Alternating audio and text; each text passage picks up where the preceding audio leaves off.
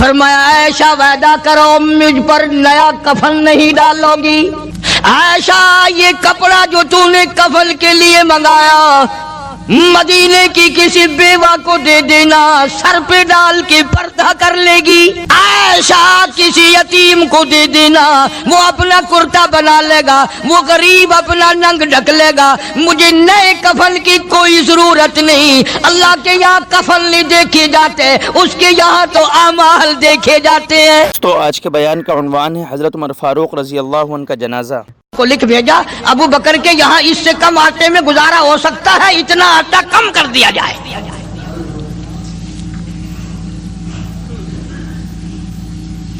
تم کیا جانو ابو بکر کون ہے؟ کبھی کسی بوڑھی نے، کبھی کسی بہو نے، کبھی کسی نے دھی نے کہا کہ آؤ آج ابو بکر صدیق کی نیاز پکاتے ہیں۔ نظر اللہ نیاز حسین، نبی کے یار کا نام نہ لینا کبھی بھی۔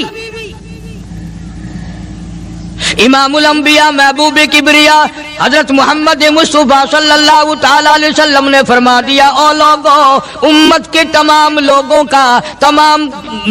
کا میں نے احسانات کا بدلہ چکا دیا، سب کے قرضے چکا دیے، سب کے لینے دینے میں نے برابر کر دیے، پر او میرے اللہ، ابو بکر کے احسانات کا بدلہ تو دے سکتا ہے، میں نہیں دے سکتا۔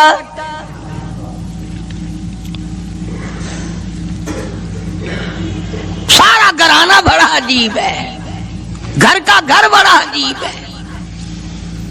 ہجرت فرما کر تشریف لے گئے نبی کریم سب کا جو صلی اللہ علیہ وسلم کی ذات اقدس کے ساتھ تشریف لے گئے۔ صدیق اکبر کا والد زندہ ہے، ابو قحافہ بوڑھا ہے، آنکھوں سے نابینا ہے، ابھی ایمان نہیں لایا ہجرت والی رات تک، بعد میں لایا ہے۔ لاٹھی کے سہارے گھر آیا، پتہ تو چل گیا نا کہ رات چلا گیا نبی کے ساتھ میرا بیٹا، اور آ کے پوتیوں کو کہنے لگا، کیوں اسما جی دادا جان، میرا تو اپنا خیال یہ ہے کوئی ٹیڈی، کوئی پیسہ، کوئی کپڑا، کوئی غلہ تمہارے لیے نہیں چھوڑ کے گیا ہوگا۔ باوجود کافر ہوتے ہوئے اس وقت تک ابو بکر کا والد مسلمان نہیں، لیکن جانتا ہے کہ میرے بیٹے کو نبی کی اتنی محبت ہے، وہ اتنا قربان ہے، وہ اتنا پروانہ ہے اور اس قدر جانثار ہے، کوئی شے گھر میں نہیں چھوڑ کے گیا ہوگا۔ سیدہ اسماء رضی اللہ تعالی عنہ چھوٹی سی بچی ہے صدیق اکبر کی، کہتی ہے کہ میں نے ایک ہیلا بنایا، ہمارے یہاں دیوار میں ایک آلہ سا میرے والد نے بنا رکھا تھا، اس میں پیسے رکھتے تھے، تو میں نے وہاں یہ مٹی کے ٹوٹے ہوئے برتنوں کے ٹھپ پر ڈال دیے اور اوپر کپڑا ڈال دیا، اور میں نے اپنے دادا سے کہا، نہیں دادا جان اب کے تو ابا جی نے حد کر دی، بہت سارا مال ہمارے لیے چھوڑ کے گئے ہیں۔ انہوں نے کہا بیٹی میرا یقین نہیں پڑتا، وہ نبی کے بغیر ایک پیسہ تو کیا وہ اپنی جان پیچھے رکھنے کو تیار نہیں۔ انہوں نے کہا نہیں دادا ذرا آؤ تو صحیح۔ کہتی ہیں کہ میں نے اپنے دادا کا یوں ہاتھ پکڑ کے، دکھتا تو تھا نہیں، اس کپڑے کے اوپر پھیر دیا کہ دیکھیے یہ آلہ ہے نا، یہ تاک ڈالا کہ سب بھرا پڑا ہے۔ یہ کہنے لگا اچھا بہت اچھا کیا، تمہارا گزارا ہو جائے گا، مجھے بڑا فکر تھا، مجھے بہت پریشانی تھی، اب میں بے فکرہ ہو گیا کہ تمہارے لیے تمہارا ابا کھانے پینے کے لیے تو چھوڑ گیا۔ سیدہ اسماء کہتی ہیں حالانکہ جس وقت میں نے یہ کارروائی کر کے دکھائی ہم 2 دن کے بھوکے تھے۔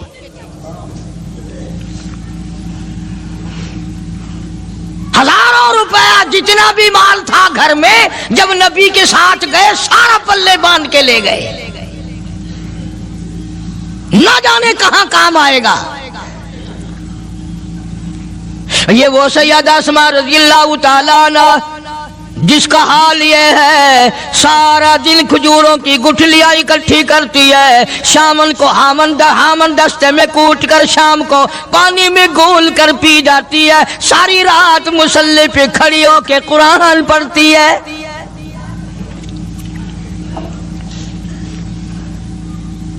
عجیب قسم کا گھرانہ ہے صدیق اکبر رضی اللہ تعالیٰ عنہ کا۔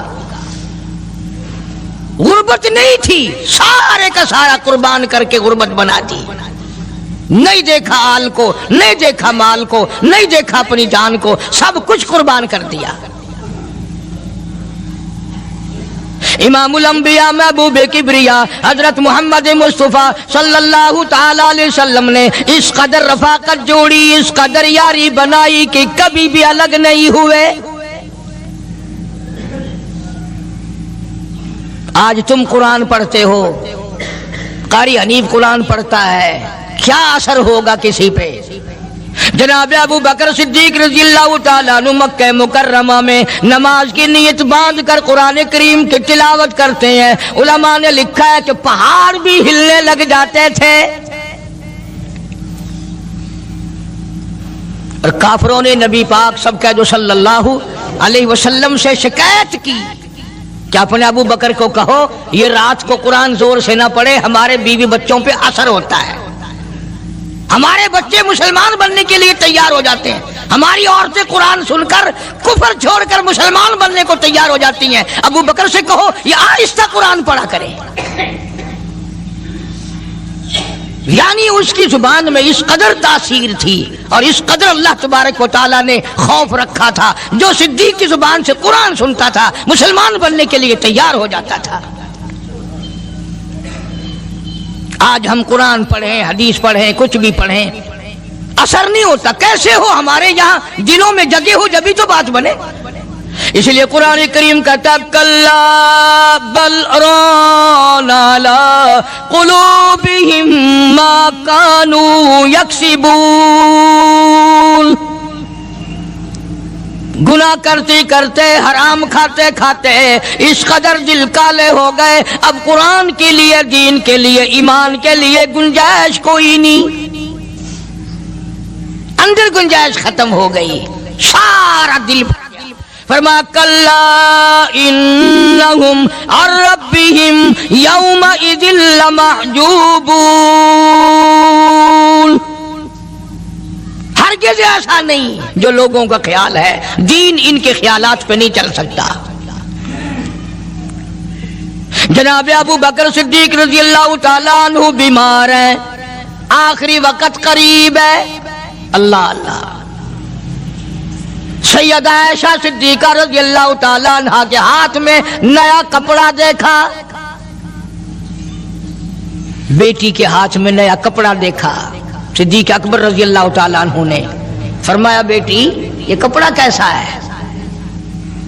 عرض کی ابا جان کفن کے ارادے سے منگوا لیا ہے، نہ جانے کس وقت ضرورت پڑ جائے گی، مجھے خطرہ ہے، اندیشہ ہے، آپ کا آخری وقت ہے، میں نے کفن کے لیے کپڑا منگا لیا ہے۔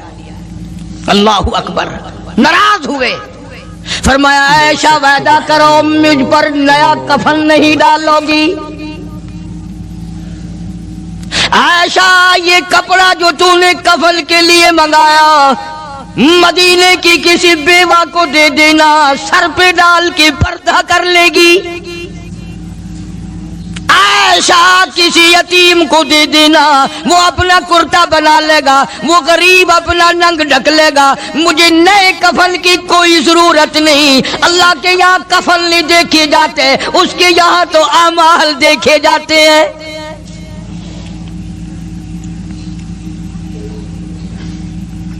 حضرت عائشہ رضی اللہ تعالیٰ عنہ نے اصرار کر دیا، ابا اجازت دے دو، اب تو میں نے منگا لیا ہے، اب تو میں نے منگا لیا ہے، دنیا کیا کہے گی؟ وقت کا حکمراں، وقت کا بادشاہ، نبی کا جانشین کو کفن بھی نہیں ملا۔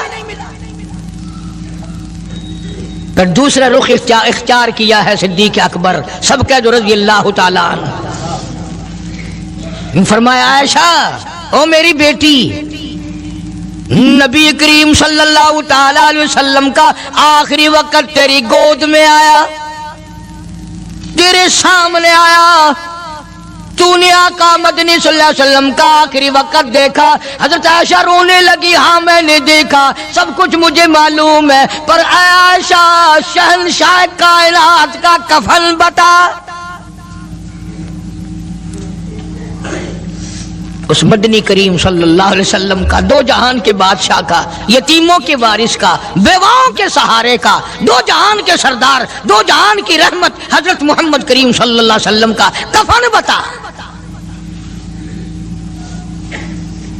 حضرت عائشہ رونے لگی، عرض کی ابا جان جن کپڑوں میں سرکار اس دنیا سے تشریف لے گئے ان کپڑوں میں 12 پیوند تھے،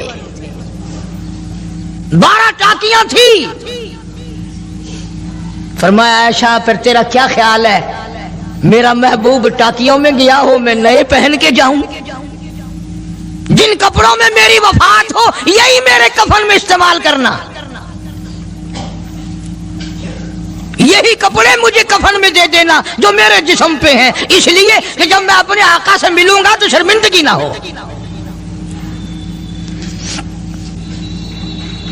اور آج ذہن یہ ہے کہ میت کے کپڑے کو ہاتھ بھی نہ لگانا، پہننا تو درکنار، ہاتھ لگانے کو تیار نہیں، گھر میں رکھنے کو تیار نہیں،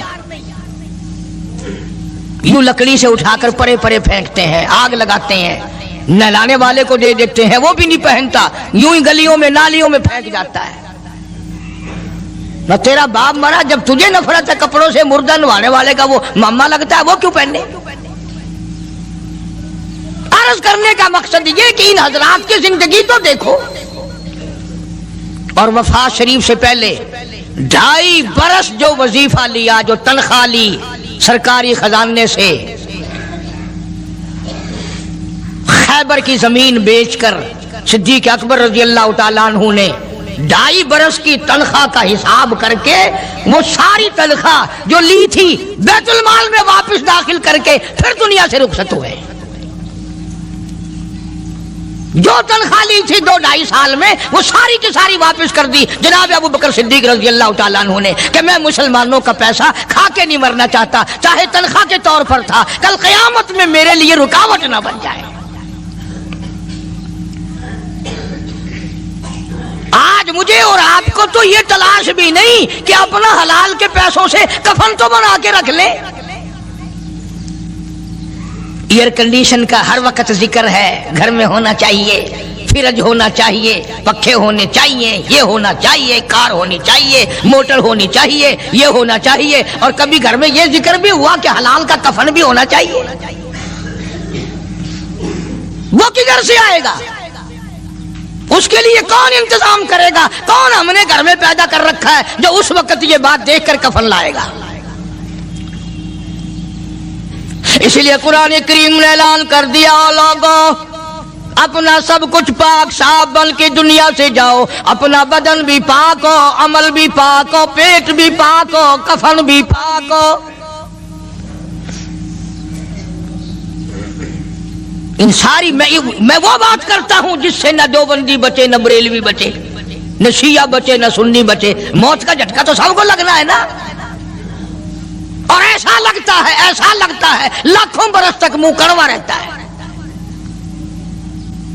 جناب صدیق اکبر رضی اللہ تعالیٰ عنہ نے وہ تنخواہ جو لی تھی ساری زندگی میں وہ بھی بیت المال میں واپس کر دی، اور تمام کے تمام لوگوں کے حقوق چکا دیے۔ باقی جو بات رہی وہ سیدھی کمتر مرحوم کہتا ہے، اجا صدیق دا اسلام تے قرضہ بقایا ہے، اجا صدیق دا اسلام تے قرضہ بقایا ہے، جتا جس دے ہاتھوں اس آخری زمین دسایا ہے، وصولی دا نہ چنتا نہ لکھوایا صحابہ نے، مدنی کریم صلی اللہ تعالی علیہ وسلم کے جانثار، نبی کا یار، نبی کا وفادار، ہر وقت کا ساتھی، اسی غم میں رہتا ہے۔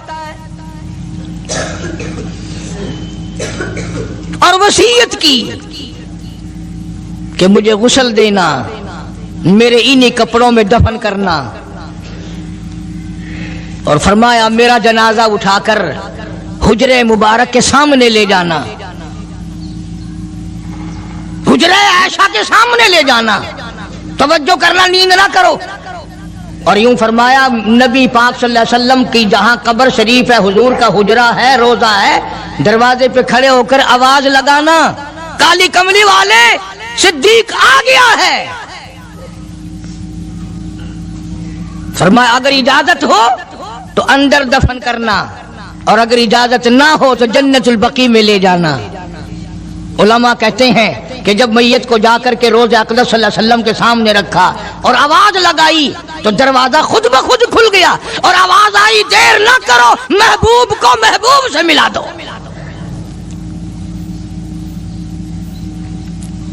کیا شان ہے ان لوگوں کی، کیا عظمت ہے ان لوگوں کی، ساری زندگی اس محبت میں، عظمت میں، اکرام میں گزاری جو اس کائنات میں کوئی اس قدر اکرام کر نہیں سکتا۔ مدینہ پاک میں ایک وقت ایسا بھی آیا کہ دشمنوں نے مدینے کے گورنر کو گانٹھ لیا، اس کو رشوت دی، پیسے دیے اور کہا کہ ہمیں اجازت ہونی چاہیے، ہم روضہ اقدس کو کھود کر ابو بکر صدیق اور فاروق اعظم کی لاشیں نکالنا چاہتے ہیں یہاں سے۔ چنانچہ حاکم وقت نے پیسے کھا کر اجازت دے دی۔ شمس الدین سراج ایک بزرگ ہے جو اس وقت مدینہ پاک یعنی روضے کے متولی ہیں، مسجد نبوی کے متولی ہیں، گنبد خضرا صلی اللہ علیہ وسلم کے محافظ اور نگہبان ہیں۔ وہ فرماتے ہیں کہ رات آدھی جب گزری تو کنڈی کھٹکی مسجد کی، میں نے کنڈی کھول دی تو مجھے حکم ملا کہ تم خاموش رہو، اگر آواز نکالو گے سر اتار دیا جائے گا۔ ایک آدمی اندر داخل ہوا، دوسرا داخل ہوا، تیسرا آیا، کسی کے ہاتھ میں کسی، کسی کے ہاتھ میں گنتی، کسی کے ہاتھ میں ٹوکری، کسی کے ہاتھ میں تسلا مٹی اٹھانے والا، سب کے سب یوں لے کر داخل ہو رہے ہیں۔ اور مجھے یہ کہا گیا کہ یہ جو کچھ کرتے ہیں روکنا نہیں، کسی کو بتانا نہیں۔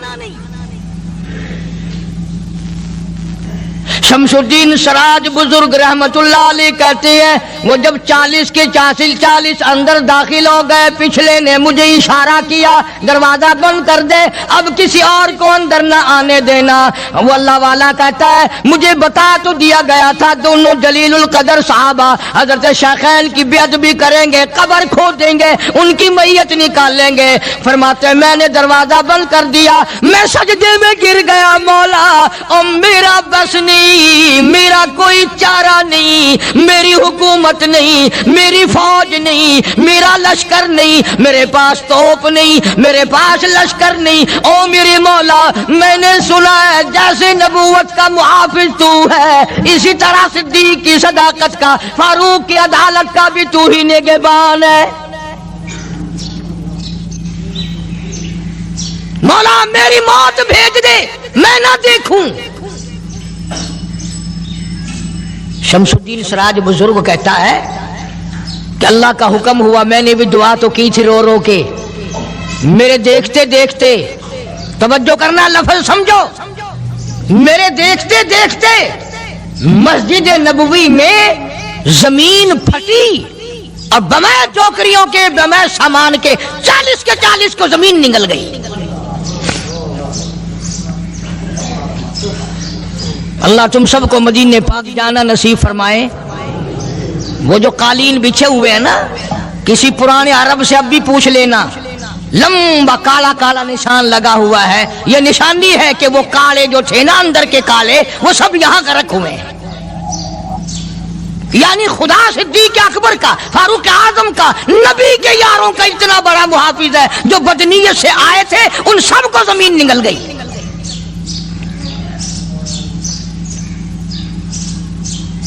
ایک اللہ والا کہتا ہے کہ میں نے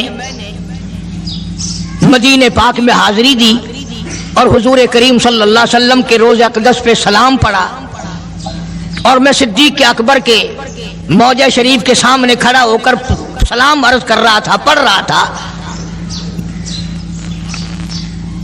میں جب واپس ہٹنے لگا تو ایک آدمی مجھے کہنے لگا آپ کہاں سے آئے ہیں؟ اس نے بتایا کہ میں فلاں جگہ سے آیا ہوں۔ کہ آپ بڑے نیک آدمی معلوم ہوتے ہیں، بڑا اچھا سلام پڑھ رہے تھے، تعریف اچھی کر رہے تھے، میرے یہاں کھانا کھانے چلو۔ اللہ والا کہتا ہے کہ میں اس کی باتوں میں آ گیا کہ چل بھائی مدینے کا آدمی ہے، مدینے کا آدمی ہے, دعوت کر رہا ہے, انکار کروں تو سنت کے خلاف. انہوں نے کہا چل بھائی. لے گیا اور وہاں جا کر ایک مکان میں اس اللہ والے کو بند کر کے, کوٹلی میں اس کو زنجیروں میں باندھ کر اس کی زبان کاٹ دی. تو نے صدیق کی اتنی تعریف کیوں کی؟ اور پھر چھوڑ دیا کہ جا صدیق سے ٹھیک کرا کے دکھا. وہ پھر مسجد نبوی میں آیا, عرض کی ابا جان کفن کے ارادے سے منگوا لیا ہے, نہ جانے کس وقت ضرورت پڑ جائے گی, مجھے خطرہ ہے, اندیشہ ہے, آپ کا آخری وقت ہے, میں نے کفن کے لیے کپڑا منگا لیا ہے. اللہ اکبر. ناراض ہوئے, فرمایا عائشہ وعدہ کرو مجھ پر نیا کفن نہیں ڈالو گی. عائشہ یہ کپڑا جو تو نے کفن کے لیے منگایا مدینے کی کسی بیوہ کو دے دینا, سر پہ ڈال کے پردہ کر لے گی. عائشہ کسی یتیم کو دے دینا, وہ اپنا کرتا بنا لے گا, وہ غریب اپنا ننگ ڈھک لے گا, مجھے نئے کفن کی کوئی ضرورت نہیں. اللہ کے یہاں کفن نہیں دیکھے جاتے, اس کے یہاں تو اعمال دیکھے جاتے ہیں.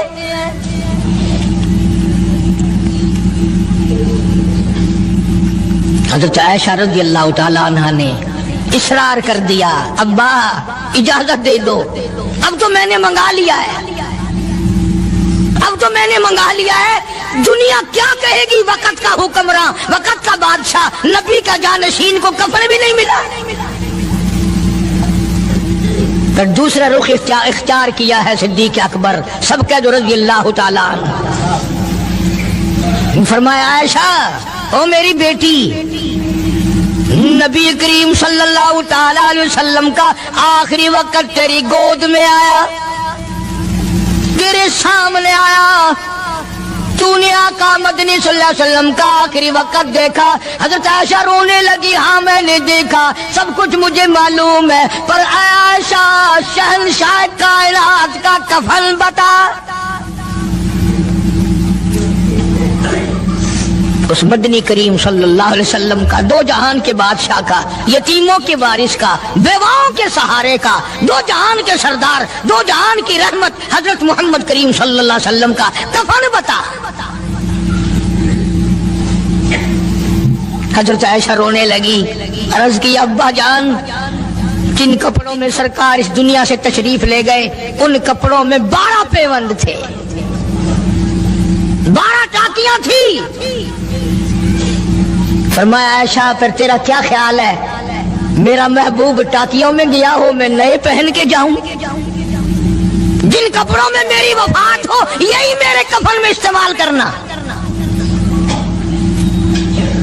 یہی کپڑے مجھے کفن میں دے دینا جو میرے جسم پہ ہیں, اس لیے کہ جب میں اپنے آقا سے ملوں گا تو شرمندگی نہ ہو. اور آج ذہن یہ ہے کہ میت کے کپڑے کو ہاتھ بھی نہ لگانا, پہننا تو درکنار, ہاتھ لگانے کو تیار نہیں, گھر میں رکھنے کو تیار نہیں.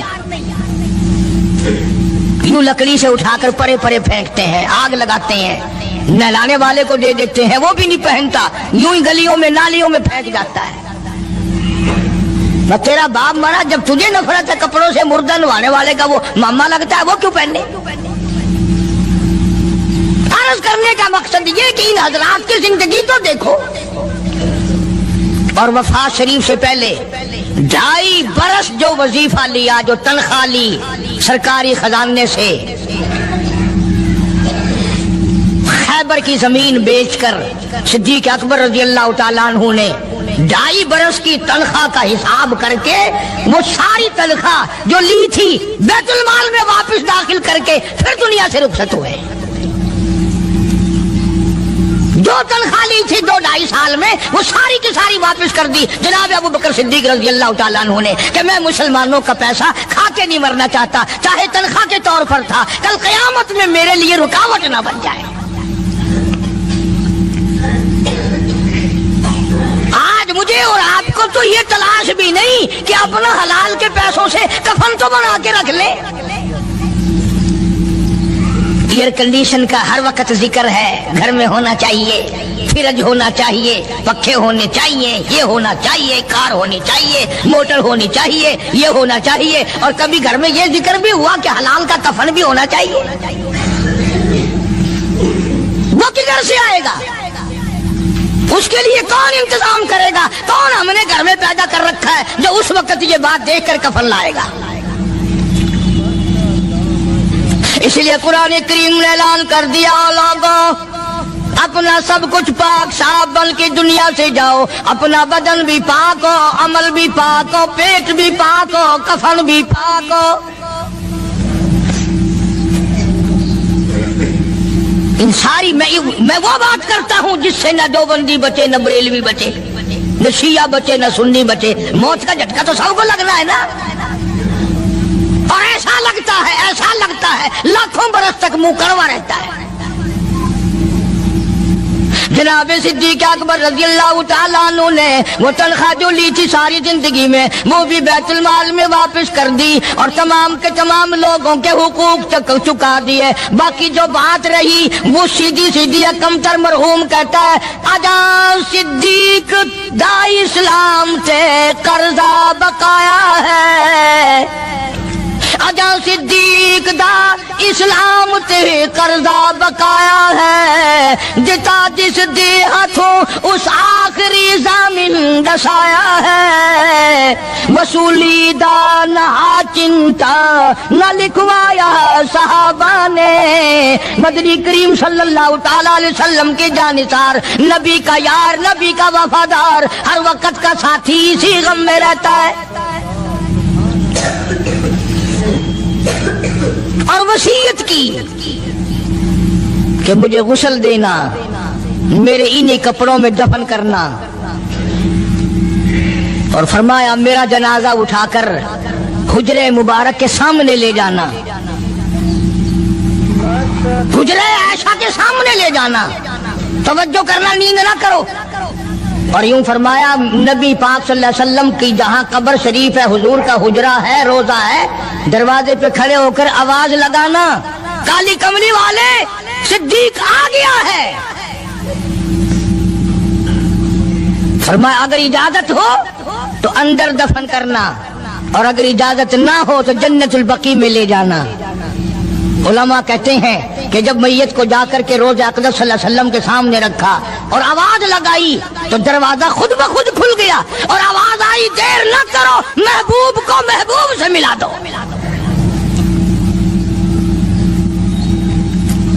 کیا شان ہے ان لوگوں کی، کیا عظمت ہے ان لوگوں کی، ساری زندگی اس محبت میں، عظمت میں، اکرام میں گزاری جو اس کائنات میں کوئی اس قدر اکرام کر نہیں سکتا۔ مدینے پاک میں ایک وقت ایسا بھی آیا کہ دشمنوں نے مدینے کے گورنر کو گانٹھ لیا، اس کو رشوت دی، پیسے دیے، اور کہا کہ ہمیں اجازت ہونی چاہیے، ہم روضہ اقدس کو کھود کر ابو بکر صدیق اور فاروق اعظم کی لاشیں نکالنا چاہتے ہیں یہاں سے۔ چنانچہ حاکم وقت نے پیسے کھا کر اجازت دے دی۔ شمس الدین سراج ایک بزرگ ہے جو اس وقت مدینے پاک یعنی روضے کے متولی ہیں،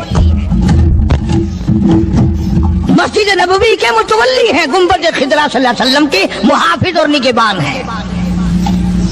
وہ فرماتے ہیں کہ رات آدھی جب گزری تو کنڈی کھٹکی مسجد کی، میں نے کنڈی کھول دی تو مجھے حکم ملا کہ تم خاموش رہو، اگر آواز نکالو گے سر اتار دیا جائے گا۔ ایک آدمی اندر داخل ہوا، دوسرا داخل ہوا، تیسرا آیا، کسی کے ہاتھ میں کسی، کسی کے ہاتھ میں گنتی، کسی کے ہاتھ میں ٹوکری، کسی کے ہاتھ میں تسلا مٹی اٹھانے والا، سب کے سب یوں لے کر داخل ہو رہے ہیں۔ اور مجھے یہ کہا گیا کہ یہ جو کچھ کرتے ہیں روکنا نہیں، کسی کو بتانا نہیں۔ शमसुद्दीन सराज बुजुर्ग रहमतुल्लाह अलैह कहते हैं वो जब 40 अंदर दाखिल हो गए, पिछले ने मुझे इशारा किया दरवाजा बंद कर दे, अब किसी और को अंदर न आने देना। वो अल्लाह वाला कहता है मुझे बता तो दिया गया था दोनों जलीलुल कदर साहबा हजरत शेखैन की बेअदबी करेंगे, कब्र खोदेंगे, उनकी मैयत निकालेंगे। फरमाते मैंने दरवाजा बंद कर दिया, मैं सजदे में गिर गया, मौला और मेरा बस नहीं, मेरा कोई चारा नहीं, मेरी हुकूमत नहीं, मेरी फौज नहीं, मेरा लश्कर नहीं, मेरे पास तोप नहीं, मेरे पास लश्कर नहीं। ओ मेरे मौला मैंने सुना है जैसे नबूवत का मुहाफिज तू है, इसी तरह सिद्दीक की सदाकत का, फारूक की अदालत का भी तू ही निगहबान है।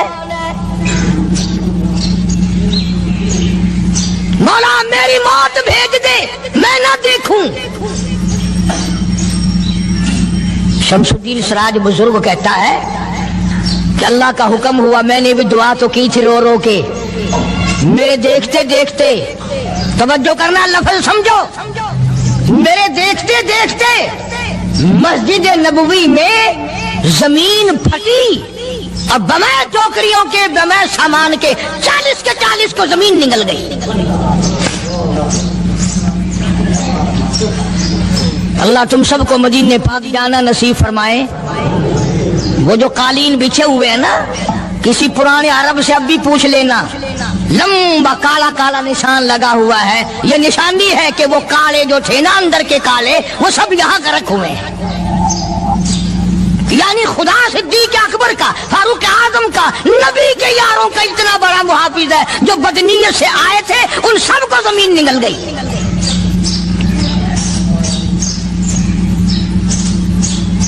एक अल्लाह वाला कहता है कि मैंने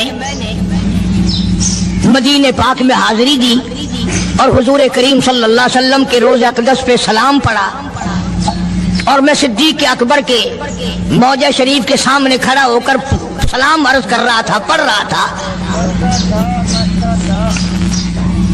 मैं जब वापस हटने लगा तो एक आदमी मुझे कहने लगा आप कहाँ से आए हैं? उसने बताया कि मैं फलां जगह से आया हूँ।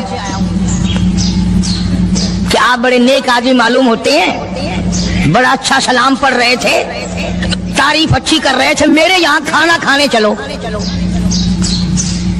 अल्लाह वाला कहता है कि मैं उसकी बातों में आ गया कि चल भाई, मदीने का आदमी है, मदीने का आदमी है, दावत कर रहा है, इनकार करूं तो सुन्नत के खिलाफ। उन्होंने कहा चल भाई, ले गया और वहां जाकर एक मकान में उस अल्लाह वाले को बंद करके कोठरी में उसको जंजीरों में बांध कर उसकी जुबान काट दी। तूने सिद्दीक की इतनी तारीफ क्यों की? और फिर छोड़ दिया कि जा सिद्दीक से ठीक करा के दिखा। वो फिर मस्जिद नबवी में आया। कुरान करीम में उन लोगों का वाकया अच्छी तरह से जिक्र किया गया। कौन थी एक बड़ी समझदार, अल्लाह पाक ने, और वो मछलियां खाया करते थे, मछलियों का शिकार करके खाते थे। खुदावंद आलम ने उनको आजमाया कि सारे हफ्ते में तो मछली ढूंढती ना मिले। उनको ऐलान कर दिया, खुदा ने हुक्म दिया कि तुम सारे हफ्ता मछलियां पकड़ो, बाकी हफ्ते के दिन शनिचर के दिन मछली पकड़ना हराम है। खुदा ने हुक्म दे दिया। अब 8 दिन तो मछलियां ढूंढी ना मिले और हफ्ते वाले दिन सामने कूदती फिरे। कभी बड़ी परेशानी हुई, अब किया क्या जाए। और दिनों में तो मिलती नहीं, बड़ी कम मिलती है, और हफ्ते के दिन वो सामने फिरे। बस उनके जो आखिरी मुल्ले मुलाने थे ना, जैसे कारखानों में माल बनता है, मुल्ला के दिमाग में दीन बनता है, बैठे बैठे दीन बना लेता है। तो कहने लगा मियाँ पकड़ना ही मना है ना? कि हाँ। खाना मना है ना? कि हाँ। दरिया के बराबर में खड्डा बनाओ, उसमें पानी भरो और इन सबको धकेल कर हफ्ते के दिन उस खड्डे में ले जाओ, इतवार को काबू आ जाएगी। पढ़कर देखिए आप कुरान करीम, 9वां सिपारा, तर्जुमा जिक्र कर रहा हूं, गप नहीं है। گپ سنانے والے تمہیں اور تھوڑے ہیں، میں بھی گپ سناؤں؟ فرمایا بس الہمن القریۃ التی کانت عاذرۃ البحر اذ یعدون فی السبت اذ تأتیہم حیتانہم.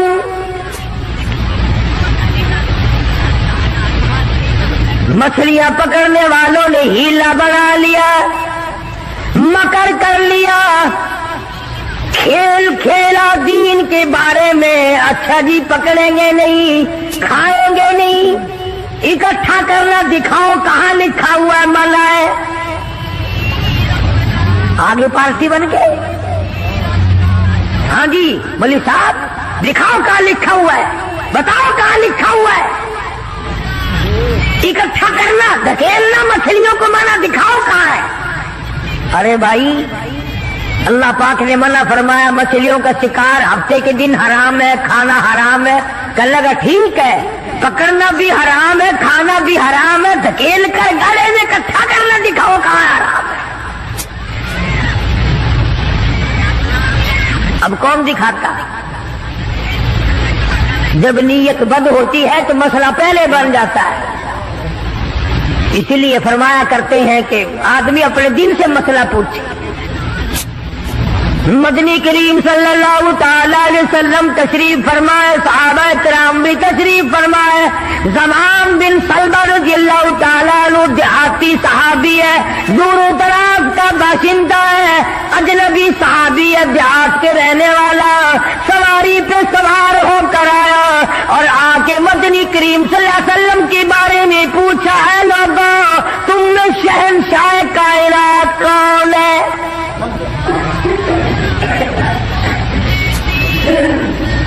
صحابہ کرام نے اشارہ کر کے بتلا دیا یہ ہے. قریب ہوا، عرض کرنے لگا آپ رب ذوالجلال کی قسم کھا کر بتائیں کیا واقعی آپ نبی ہیں؟ آپ نے فرما دیا ہاں. اس کے بعد کہنے لگا رب ذوالجلال کی قسم کھا کر بتلاؤ کیا آپ پہ اللہ کی کتاب نازل ہوئی، قرآن کریم اترا آپ پر؟ آپ نے فرمایا ہاں. ہر بات میں اس نے یہی بات کہی کہ قسم کھا کے بتلاؤ کیا آپ نے 5 نمازوں کا حکم دیا؟ حضور صلی اللہ علیہ وسلم نے فرمایا ہاں. پھر قسم کھا کر کے کھلا کر کہنے لگا کیا آپ نے اللہ کی توحید اور اپنی نبوت اور رسالت لا الہ الا اللہ محمد رسول اللہ یہ کلمہ سکھایا ہے، امت کو دیا ہے؟ آپ نے فرمایا ہاں. حج کے بارے میں پوچھتا ہے، زکوٰۃ کے بارے میں پوچھتا ہے، رمضان کے روزوں کے بارے میں پوچھتا ہے. اور توجہ کرنا یہ ارکان دین پوچھ کر واپس ہونے لگا اور کہنے لگا واللہ قسم اللہ کی لا ازید ولا انقص منہ، میں اس میں نہ کمی کروں گا نہ زیادتی کروں گا، نہ بڑھاؤں گا نہ گھٹاؤں گا. ارکان دین پہ عمل کروں گا، اسلام کی بنیادوں پہ اسلام کی عمارت کھڑی کروں گا، اس کو سنبھال کے رکھوں گا. 10 قدم پرے کو گیا ہے. مدنی کریم صلی اللہ علیہ وسلم نے فرمایا او لوگو جس نے جنتی آدمی کی زیارت کرنی ہو میں تمہیں دکھاؤں. وہ زمان بن سلمہ تمہارے سامنے جا رہا ہے.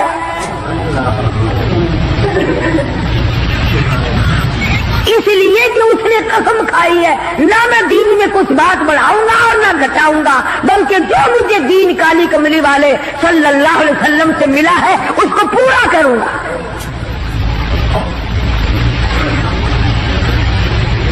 صحابہ کرام نے حضور کی زبان مبارک سے جو سنا اس کو دین بنایا. ہمارے یہاں بیٹھے بٹھائے دین بن جاتا ہے.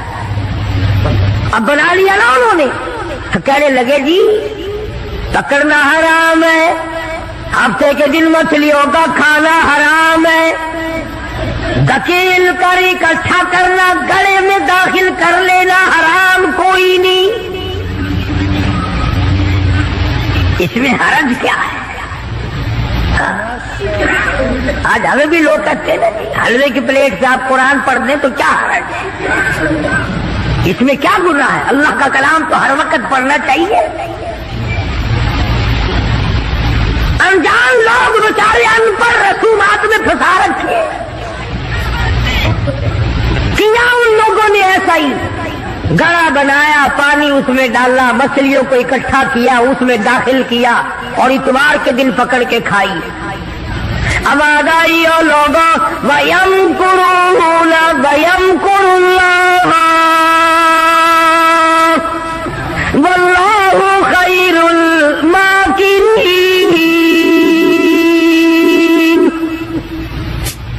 تم نے بھی مکر کیا، تجویز بنائی، میں نے بھی تمہارے لیے عذاب تجویز کر دیا۔ اور قرآن کریم سے پوچھو ایسا کرنے والوں کو کیا ملا؟ پہلا سپارہ ہے، آواز آتی ہے وَلَقَدْ عَلِمْتُمُ الَّذِينَ اعْتَدَوْا مِنْكُمْ فِي السَّبْتِ فَقُلْنَا لَهُمْ كُونُوا قِرَدَةً خَاسِئِينَ۔ شام کو سوئے آدمی تھے، بڑے بڑے خوبصورت جوان تھے، بڑی بڑی حسین عورتیں تھیں۔ اللہ پاک فرماتے ہیں صبح اٹھے تمام کے تمام بندر ذلیل بن گئے۔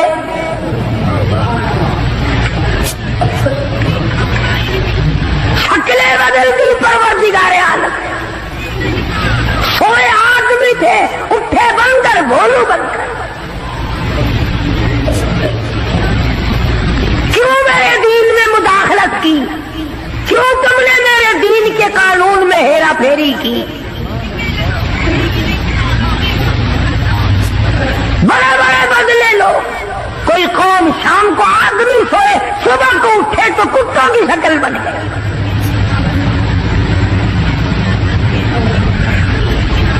ایک سوال پیدا ہوتا ہے کہ آج کل جو لوگ گناہ کرتے ہیں وہ کیوں، ان کی شکلیں کیوں نہیں بدلتی؟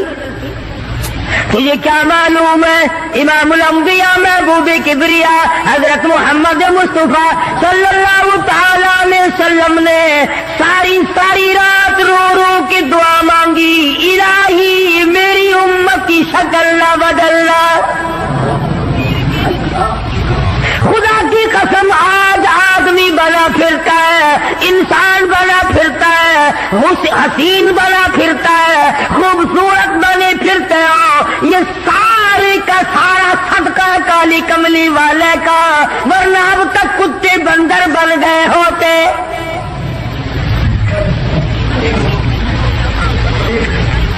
پتہ چلا کہ دین میں ہیرا پھیری اللہ پاک برداشت نہیں کرتا، کسی شکل میں بھی کیوں نہ ہو، دین کے اندر وہ برداشت نہیں کرتا۔ تو صحابہ کرام نے کی نہیں اور کرنے دی نہیں۔ کیسے کرتے؟ بڑے بڑے وقت آئے ان پر، عورتوں پہ وقت آیا، مردوں پہ وقت آیا، مگر نہیں بدلے۔ کیسے بدل جائیں؟ سرکار کا دیدار کرنے والی آنکھ کیسے بدل سکتی ہے؟ یہ تو تیری جرت ہے کہ روزہ دیکھ کر کے بھی آتا ہے، پھر بھی بے ایمانی اور بدماشی سے باز نہیں آتا۔ ایک کو کوئی ثابت نہیں کر سکتا جس نے مدنی کریم صلی اللہ علیہ وسلم کے چہرے انور کا دیدار کیا ہو اور اسے ذرہ برابر دنیا کے اندر ہیرا پھیری کی ہے۔ اتنی جرت کون لائے گا؟ اتنی بہادری کہاں سے آئے گی جو ان حضرات میں تھی؟ سیدنا فاروق اعظم رضی اللہ تعالی عنہ جیسا جلیل القدر انسان، عظمتوں والا انسان، جب بھی وقت آتا تھا اللہ اکبر، یوں ہی بیٹھے ہوئے تھے،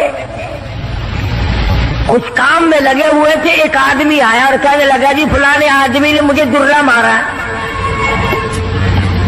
مجھے بدلہ دلواؤ، فلانے آدمی نے مجھے مارا، بدلہ دلواؤ۔ کیونکہ کام میں مشغول تھے फारूक आजम ने उठाकर उसको डंडा मार दिया कि जब मैं इस काम के लिए बैठता हूं तो आते नहीं, और जब मैं दूसरे काम में लग गया तो अब आ गया। वो तो डंडा खा के चला गया। फारूक के दिल को धचका लगा। ये थे अल्लाह वाले जिनके सामने कब्र और क़यामत हर वक्त थी। अपने आप को खिताब करके फरमाने लगे, उमर और फारूक और खत्ताब के बेटे, तो ऊंटों को चराया करता था, ऊंटों का चरवाहा था, आज 22 लाख मुरब्बा मील का हुक्मरान है। अल्लाह ने तुझे बादशाह बनाया, खलीफा बनाया, अमीर बनाया। अब एक आदमी बदला लेने के लिए आता है, तू उसे मारता है, कब्र में क्या बनेगी?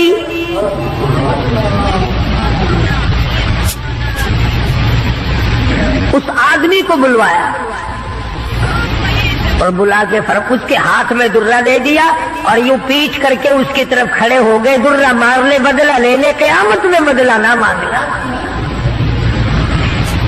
कितना बड़ा आदमी जिसको सरकार मदीना ने अल्लाह से मांग के लिया हो, वो तो इतना डरता है। और मैं और आप जो यूं बारिश की तरह दुनिया में बरसते हो, हम चौड़े हुए बैठे हैं। और ये क्या बात है, जन्नत हमारी, हमारे बाप दादा की। मदनी करीम सल्लल्लाहु ताला अलैहि वसल्लम ने फरमाया, माई कमजोरों का सामान उठाने के लिए मैं आया हूँ, जिसका इस दुनिया में कोई वारिस नहीं, उसका वारिस बनने के लिए मैं आया हूँ, ये सामान मुझे दे। सरकार मदीना सल्लल्लाहु अलैहि वसल्लम ने अपने सर मुबारक पे गठड़ी उठा ली और बूढ़ी माई के पीछे पीछे चल दिए। उसने अपनी मंजिल मकसूद तक जहाँ जाना था, रास्ते में हजारों लाखों गालियां बकी।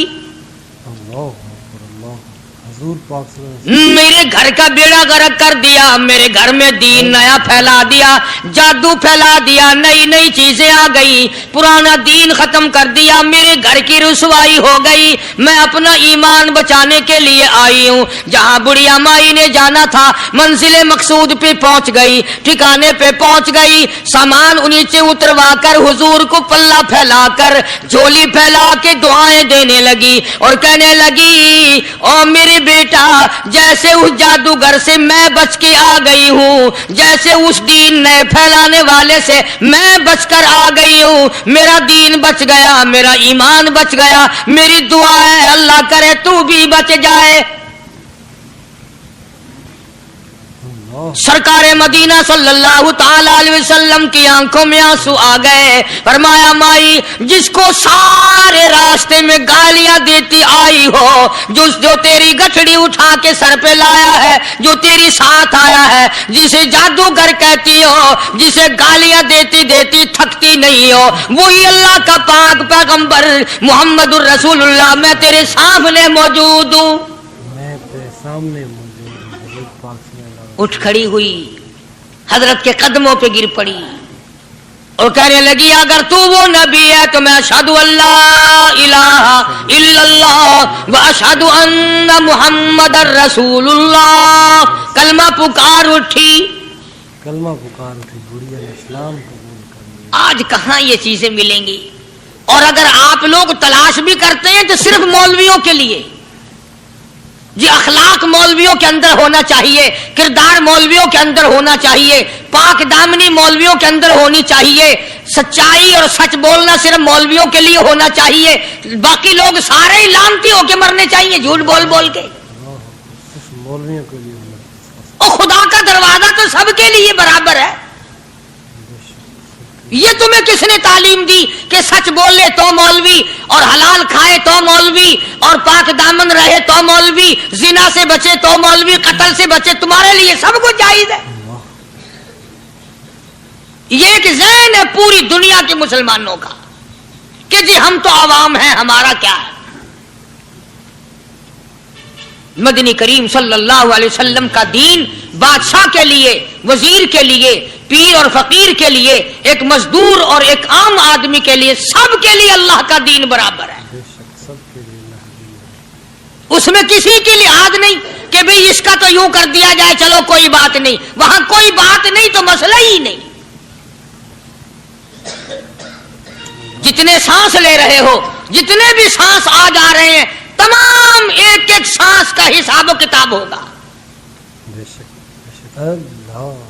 इसीलिए तो बुजुर्ग फरमाते हैं कि हर वक्त और हर लम्हा मौत को अपने सामने रखो, तैयारी रखो हर वक्त, जब बुलावा आए कि मैं जी तैयार। अल्लाह वालों ने यही तो तरबियत की।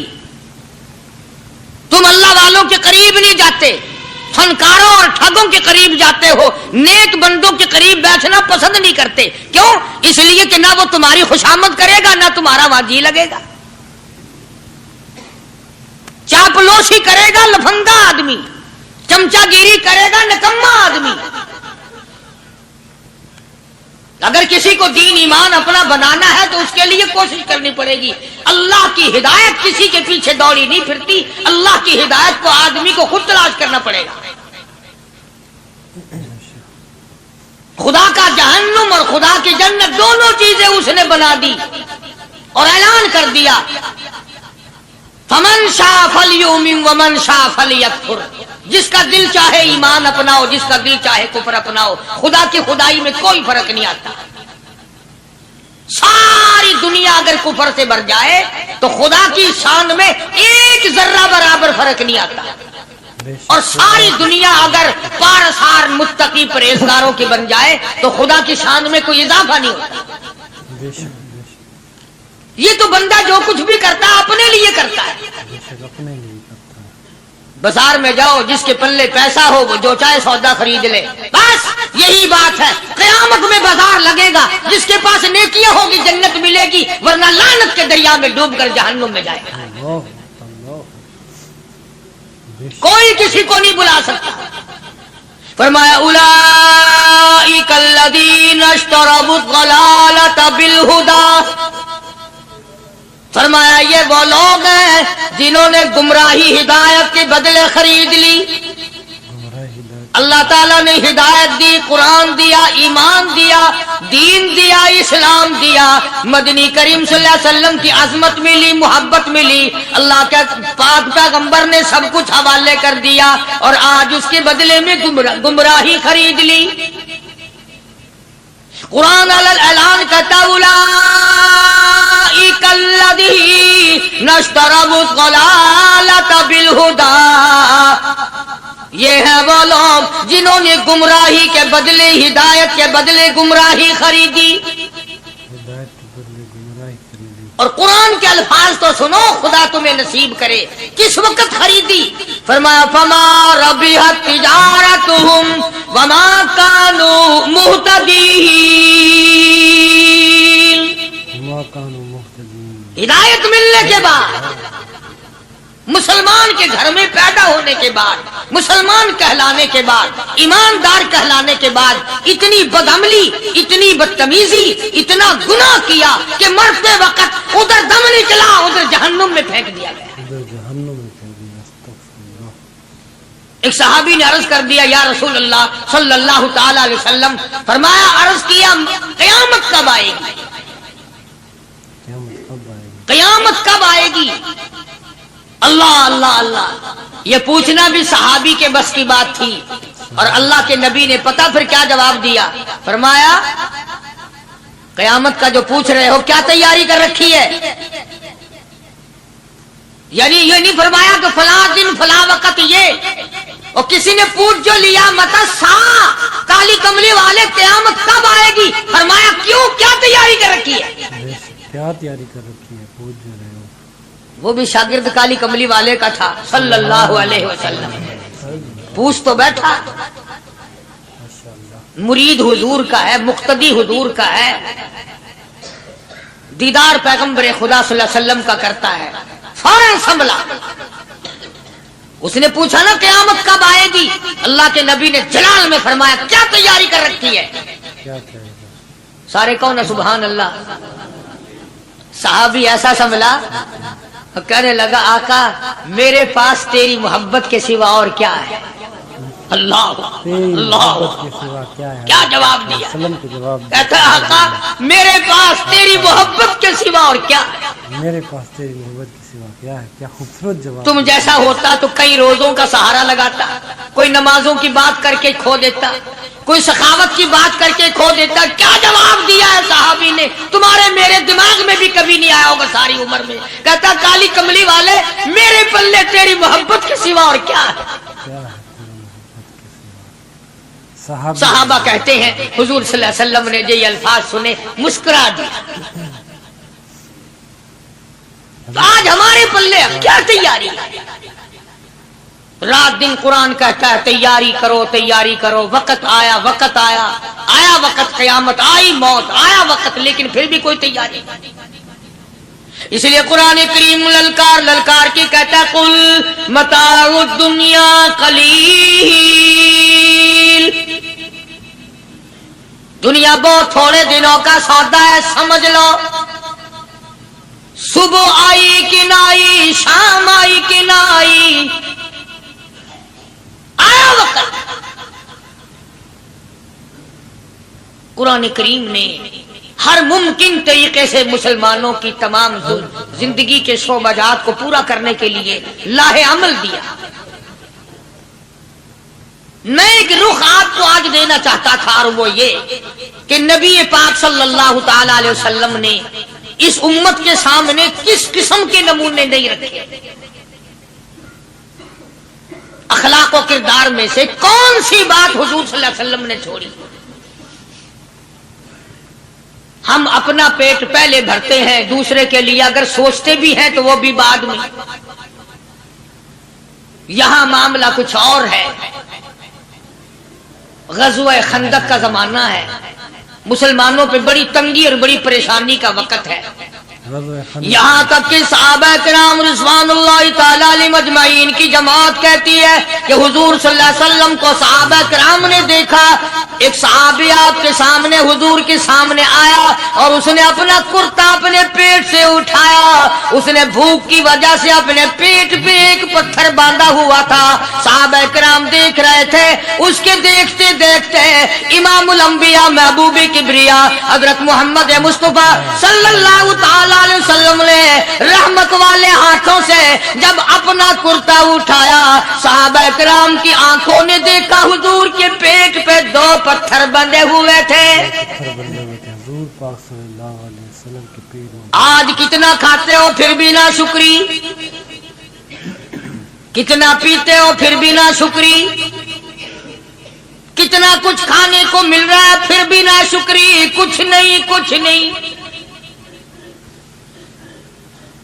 حضرت جابر رضی اللہ تعالیٰ عنہ نے جب یہ منظر دیکھا, یہ حالت دیکھی, رہ نہ سکا. صحابی فوراً دوڑا اور دوڑا گھر گیا. گھر بیوی کو جا کے کہنے لگا غضب ہو گیا, تمائی ہو گئی, کمال ہی ہو گیا. حضور صلی اللہ علیہ وسلم کو اتنی بھوک ہے, اتنا فاقہ ہے کہ آپ نے اپنے پیٹ مبارک پہ 2 پتھر باندھے ہوئے. 2 پیٹ پر پتھر باندھے حضور پاک. بیوی کہنے لگی جلدی جا کر کے حضور صلی اللہ علیہ وسلم کی دعوت کراؤ, ہم کھانا کھلائیں گے. یہ 2 شیر ہوں 1.5 شیر ہوں, یہ جو ہے یہ بکری کا بچہ ہے, ہم اسے ذبح کرتے ہیں, بہت جلدی تیار کرتے ہیں, میں ان کو پیستی ہوں اور تم جاؤ جا کے دعوت کا کیا. حضرت جابر رضی اللہ تعالی عنہ حضور کریم صلی اللہ علیہ وسلم کی خدمت عالیہ میں آئے. چونکہ کھانے کی مقدار, آٹے کی مقدار بڑی تھوڑی تھی, حضور کے کان کو منہ لگا کر کے حضرت جابر نے کہا کہ یا رسول اللہ صلی اللہ علیہ وسلم, ایک تو آپ اور ایک یہ صحابی جس نے پیٹ میں پتھر باندھ رکھا ہے, اور اگر آپ کے علم میں ہو 1-2 اور ایسا ہی جو زیادہ بھوکا ہو, میرے گھر میں دعوت ہے, چلو.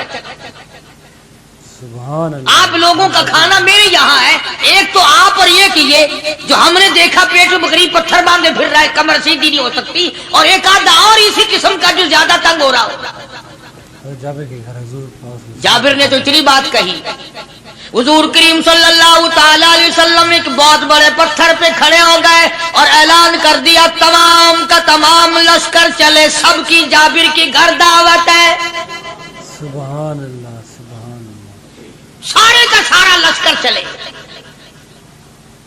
ساری فوج. جابر بھی حیران, بلکہ اعلان کر دیا چلو سارا مدینہ چلے. حضرت جابر رضی اللہ تعالیٰ عنہ وہی تو کھڑے تھے, بس قدموں کے نیچے سے زمین نکل گئی کہ یہ کیا بنا. کھانا تو 2 3 4 آدمیوں کا مشکل بنے گا, یہ 12,000 سے زیادہ بڑا لشکر ہے اور آپ نے سب کو اعلان کر دیا, اب کیا بنے گا؟ سب کو اعلان کر دیا حضور پاک صلی اللہ علیہ وسلم کے. حضرت جابر دوڑے دوڑے پریشانی کے عالم میں گھر گئے. گھر والی کو کہنے لگے کہ کام خراب ہو گیا. بیوی کہنے لگی کیوں؟ انہوں نے کہا میں نے تو اللہ کی بندی ایک تو حضرت کی دعوت کی تھی اور ایک وہ دوسرا جو پیٹ پتھر باندھے ہوئے آیا تھا, اور میں نے عرض کیا تھا کہ 1 2 اور اسی طرح کا جو زیادہ تنگ ہو رہا وہ دعوت ہے. حضور نے تو سارے لشکر کو اعلان کر دیا کہ چلو جابر کے گھر دعوت ہے. سبحان اللہ. کبھی کبھی عورتیں بھی ایسی بات کر دیتی ہیں جو مردوں کو نہیں آتی, مگر وہ اس زمانے میں عورتیں بھی کہاں, اب تو تلی لگانے والی تو ہیں, ماچس لگانے والی, جلتی پہ تیل چھڑکنے والی. تو کوئی مرد ہے وہ اتنی بات کہے گیا تو بیٹھا سنتا رہا تاکہ اس کو کوئی جلدی قتل کرے تو میں رنڈڑ بنوں بازار میں پھروں. دیر نہیں لگاتی, آگ لگاتی. حضرت جابر رضی اللہ تعالیٰ عنہ کی بیوی کہنے لگی آپ کو پریشانی کی کیا بات ہے, ایک بات بتاؤ. حضور کی کان مبارک میں آپ نے اپنے کھانے کی مقدار بتائی کہ نہیں؟ تم نے جو حضور صلی اللہ علیہ وسلم کی دعوت کی تھی کھانا بتایا تھا؟ ہاں میں نے تو بتا دیا تھا کہ تھوڑے سے جو ہیں اور 1 بکری کا بچہ, میں نے بتا دیا تھا. پھر کہنے لگی آپ پریشان کیوں ہوں اور میں پریشان کیوں ہوں؟ لانے والا جانے کھلانے والا جانے. سبحان اللہ. لانے والا جانے کھلانے والا جانے. حضور ہمیں پریشانی کی کیا بات ہے اس میں؟ دعوت ہم نے تو حضور کی دعوت کی اور حضور نے سارے لشکر کی ہم نے تو نہیں کی نا. اب حضور صلی اللہ تعالیٰ علیہ وسلم نے دعوت فرمائی ہے اور وہ خود ہی جانے اور ان کا خدا جانے. آپ تشریف لے آئے, کھانے کی مقدار کا تو پتا تھا. آپ نے فرمایا کہ وہ ہنڈیا جو ہے اس کو کھولنا مت, اور وہ جو آٹا ہے جب تک میں نہ آؤں پکانا شروع مت کیجو. آپ نے اپنا لعاب مبارک آٹے میں بھی ملا دیا اور ہنڈیا میں بھی ڈال دیا. اس کے بعد پکانا اور کھلانا شروع کیا گیا. علماء کرام نے لکھا ہے 12,000 کا لشکر بھی کھا گیا, کھانا جتنا تھا اتنا ہی باقی. سبحان اللہ. سارے کا سارا لشکر کھا گیا, سارا مدینہ کھا گیا. اب یہاں سے یہ ہمارے زمانے کے جو مردوں کی کفن اتارنے والے لوگ ہیں وہ ختم کا ثبوت نکالتے ہیں یہاں سے کہ حضور صلی اللہ علیہ وسلم نے ختم دیا تو 12,000 آدمیوں نے کھا لیا. چلو ہم بھی مانتے ہیں آج یہ ختم دے کر 1 کا کھانا 2 کو تو کھلا کے دکھائے. ارے وہ تو معجزہ ہے محمد عربی صلی اللہ تعالی علیہ وسلم کا, اور وہ تو آپ کے لعاب مبارک کی برکت ہے, آپ کی دعا کی برکت ہے. بے شک حضور پاک صلی اللہ علیہ وسلم کی. یہ تمہیں کس نے بتایا کہ حضور صلی اللہ علیہ وسلم نے جابر کے کھانے پہ بیٹھ کر ختم پڑا تھا؟ حضور پاک صلی اللہ علیہ وسلم کا جو ہے معجزہ, یہ تو معجزہ ہے محمد عربی صلی اللہ تعالی علیہ وسلم کا, اور اللہ پاک نے نبی کے ہاتھ پر ہزاروں نہیں لاکھوں معجزات کا اظہار فرمایا. بے شک معجزہ ہے حضور پاک صلی اللہ علیہ وسلم. تو یہاں سے غلط چیزوں کا اجرا کرنا آگے آپ لوگوں نے سنے ہوں, اور پھر وہ ختم ہو گئے. پھر حضور تشریف لائے اور انہوں نے ان دونوں بچوں کو مردوں کو چھپا کے رکھ دیا. جب بچوں کو لایا گیا تو مردے تھے. حضور نے بچوں کو فرمایا تم زندہ ہو جاؤ. وہ کہنے لگے جب تک ہماری بکری کا بچہ زندہ نہ ہو ہم زندہ نہیں ہوتے. وہ ہڈیاں جوڑی, حضور نے بکری زندہ کری جب وہ بچے کھڑے ہوئے. قرآن پھانسی دیتا ہے, افسانہ بنا کر پیش کرو نا وہ بڑا جلدی مانتے ہیں. امام الانبیاء محبوب کبریا حضرت محمد مصطفیٰ صلی اللہ تعالی علیہ وسلم کا قرآن کریم نے اسی جنگ میں اسی جہاد میں ایک واقعہ پیش فرما دیا. سبحان اللہ. اس واقعے سے پہلے پتہ کیا ہوا؟ حضرات صحابہ کرام رضوان اللہ تعالی علیہ مجمعین کے ہاتھوں سرکار دو عالم صلی اللہ علیہ وسلم بھی ساتھ تھے.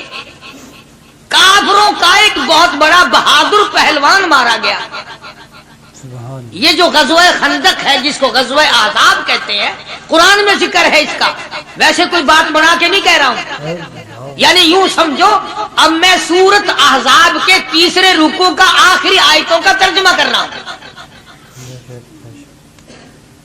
اور یہ اتنا مشکل وقت پڑا تھا صحابہ پہ، ایک تو گرمی سخت تھی، اور چاروں طرف سے جن یہودیوں نے عہد و پیمان کر رکھا تھا حضور صلی اللہ علیہ وسلم سے، انہوں نے بدعہدی کر دی، وہ سارے کے سارے صحابہ پہ یکدم ٹوٹ پڑے، صحابہ بیچ میں آ گئے میدان میں، نہ پانی نہ کھانا نہ روٹی نہ جوتی نہ کپڑا نہ اسلحہ نہ لینا نہ دینا، بلکہ یوں لکھا علماء نے کئی کئی دن ہو گئے پانی کی بوند نہ ملی، اللہ بوند نہ ملی پانی کی، اور صحابہ گھاس کھا کھا کر کے گر گئے اور شہید پہ شہید ہو گئے۔ بے شک لیکن قربان جاؤں، یہ قرآن اللہ کا تمہارے سامنے آج بھی موجود ہے، اسے پڑھ کے دیکھو، کبھی کسی صحابی نے ایسے وقت میں بھی یہ بات نہ کہی نبی صلی اللہ علیہ وسلم کو، یوں بھی تو نہیں کہا کہ اللہ کے نبی پہلے کچھ تیاری تو کیا کرو، یوں ہی خام خواہ کے مرا دیتے ہو بندے، اللہ، پہلے موقع تو دیکھا کریں آپ ہو کیا رہا ہے، یوں ہی لوگ بھوکے پیاسے مر گئے، نہیں، اتنی ثابت قدمی اور اتنا ایمان تھا، اتنا جذبہ تھا، حضور کی ذات پر اتنا یقین تھا صحابہ کو کہ آج اس دنیا میں جتنا یقین ایک صحابی کو تھا، اربوں خربوں مسلمان مل کر بھی ایک صحابی کے برابر یقین پیدا نہیں کر سکتے۔ سبحان اللہ، کیا بات ہے، تو جب حضور صلی اللہ علیہ وسلم کے دیوانوں اور پروانوں اور مستانوں کے ہاتھوں کافروں کا ایک بہادر پہلوان مارا گیا اور لاش تھی مسلمانوں کے پاس، تو وہ کافر کہنے لگے کہ تم ہمارے بہادر کی لاش دے دو، ہم تمہیں 10,000 روپیہ دیں گے۔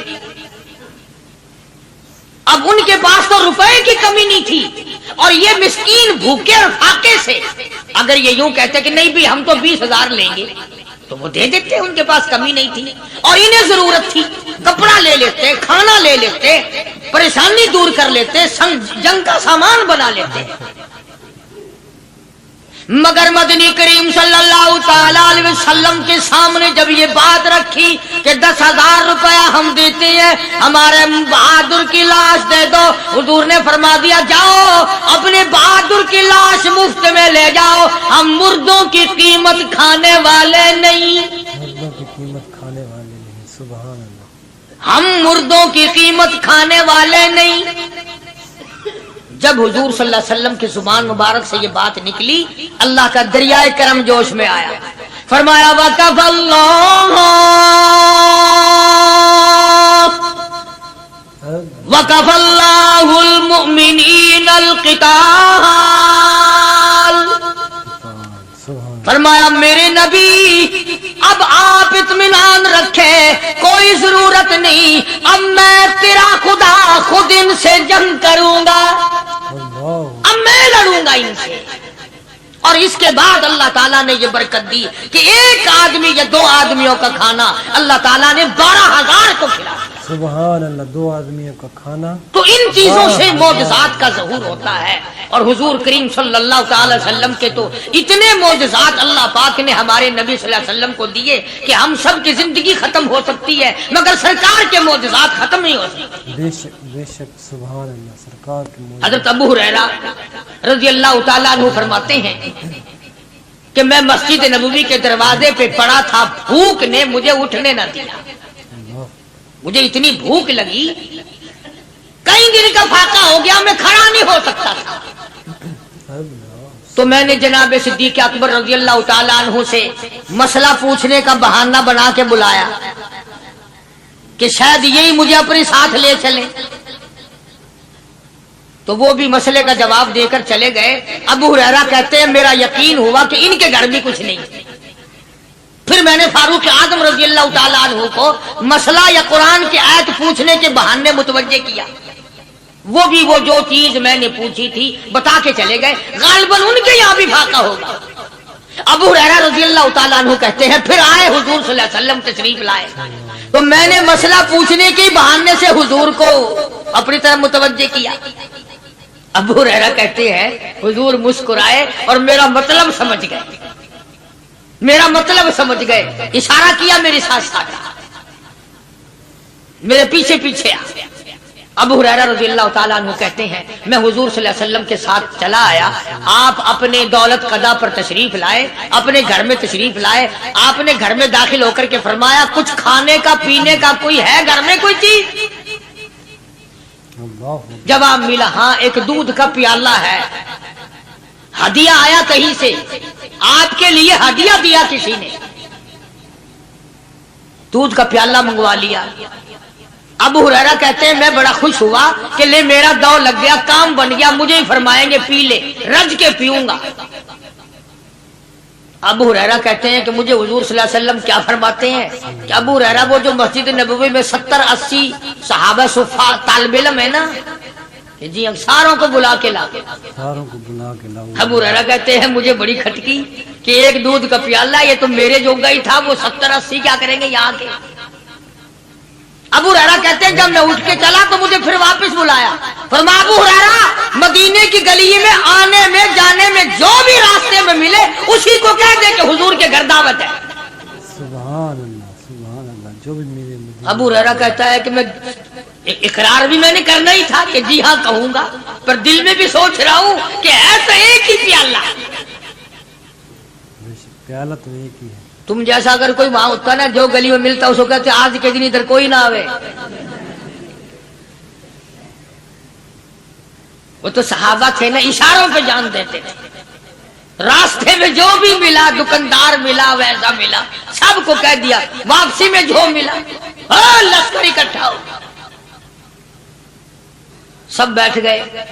अबू हुरैरा रज़ी अल्लाह ताला अन्हु कहते हैं अब मैंने दिल में एक प्रोग्राम बनाया, मुझे आदत शरीफा का पता था कि दाईं तरफ से शुरू फरमाया करते थे कोई चीज तकसीम करना या खिलाना या पिलाना। मैंने दिल में प्रोग्राम बनाया कि दाईं तरफ शुरू में बैठ जाऊंगा, आगे बचे या ना बचे मैं तो दांव लगाऊंगा ना अपना पहले, मेरा नंबर तो लग ही जाएगा। अल्लाहु अकबर। अबू हुरैरा कहते हैं कमाल हो गई मेरी हैरानगी की कि जब मैं जुड़ के बैठा ना कि अब मेरे से शुरू होगा, आपने मुझे इशारा करके बुलाया और फरमाया अबू हुरैरा खड़ा होके सबको पिला।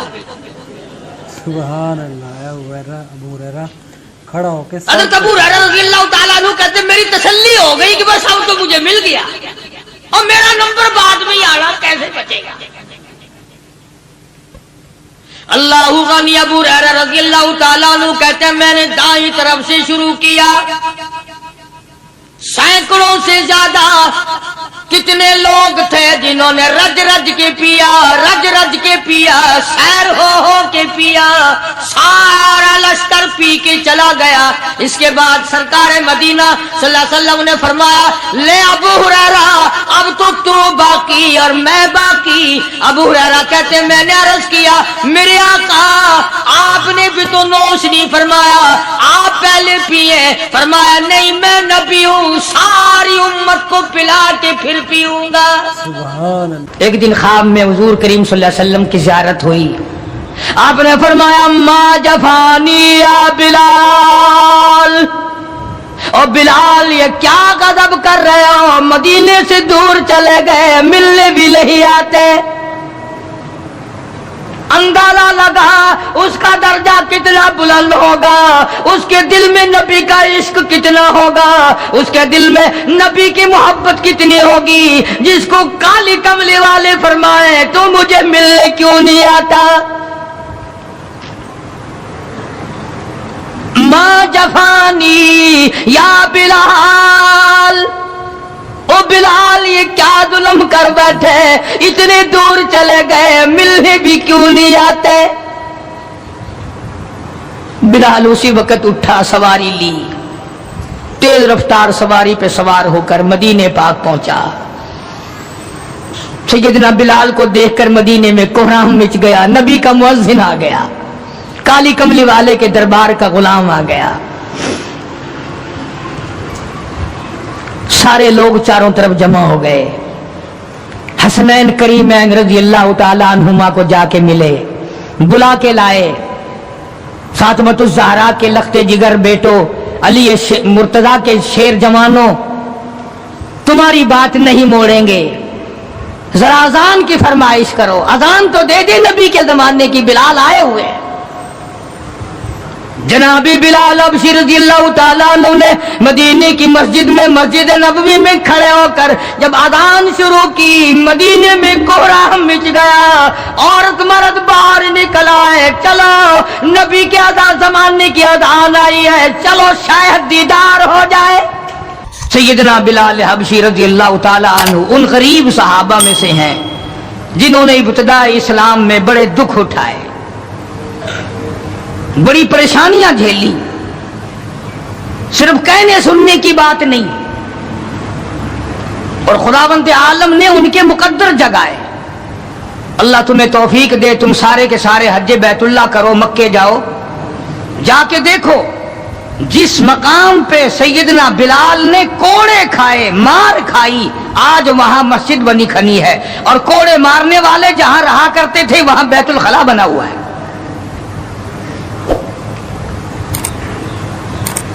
سرکار مدینہ صلی اللہ علیہ وسلم نے فیصلہ کر دیا، جو میرا ہے وہ میرے صحابہ سے پیار کرے گا،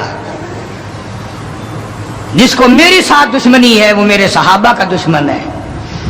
ہاں، صاف فرما دیا، من احبہم فبحبی احبہم، جس کو ان سے پیار ہے اس کو مجھ سے پیار ہے، ومن ابغضہم فببغضی ابغضہم، جس کو ان سے دشمنی ہے اس کو میری ساتھ دشمنی ہے۔ دیکھ تم ہو شادیوں میں جا رہے ہو، اجی یہ اور معاملہ ہے، الیکشنوں میں سر پہ اٹھائے پھر رہے ہو، اجی یہ سیاسی معاملہ ہے۔ اور صحابہ کرام کی عزت کے سامنے سیاسی معاملہ کیا ہوتا ہے؟ وہ کون سی سیاست ہے جو صحابہ کرام سے ہٹ کر ہے؟ وہ سیاست نہیں، وہ بدماشی ہے۔ کون کہتا ہے یہ سیاست ہے؟ اپنی عزت بناتے ہو، محمد کریم صلی اللہ علیہ وسلم کے یاروں کی عزت کو مٹاتے ہو۔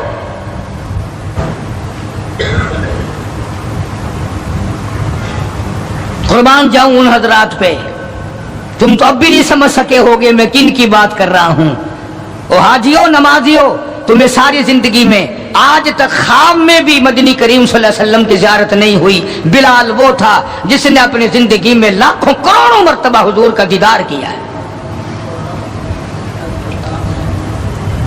سرکار دو عالم صلی اللہ علیہ وسلم کے گھر کا ساز و سامان لاتا ہے، اور یہ مرتبہ یوں ہی نہیں ملا، ہاں مفت میں نہیں مل گیا،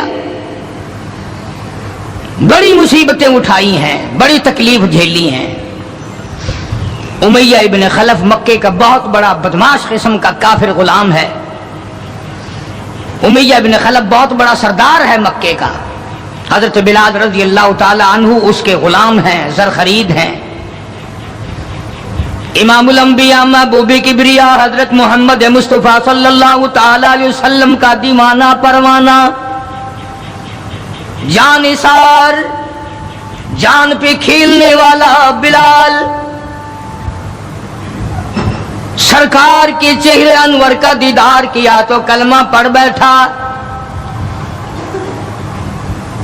امیہ ابن خلف کو پتا چلا بلال کو مارنا شروع کیا، سارا دن مارتا ہے، لوہے کی زرہ پہنا کر دھوپ میں سارا دن لٹائے رکھتا ہے، گرم ہو جاتی ہے، بدن جل جاتا ہے، سارا دن نمبر وار پٹائی کرتی ہیں۔ شام کے وقت سیدنا بلال رضی اللہ تعالیٰ عنہ کے پیروں میں رسے ڈال کر مکے کے لڑکے گلیوں میں گھسیٹے پھرتے ہیں۔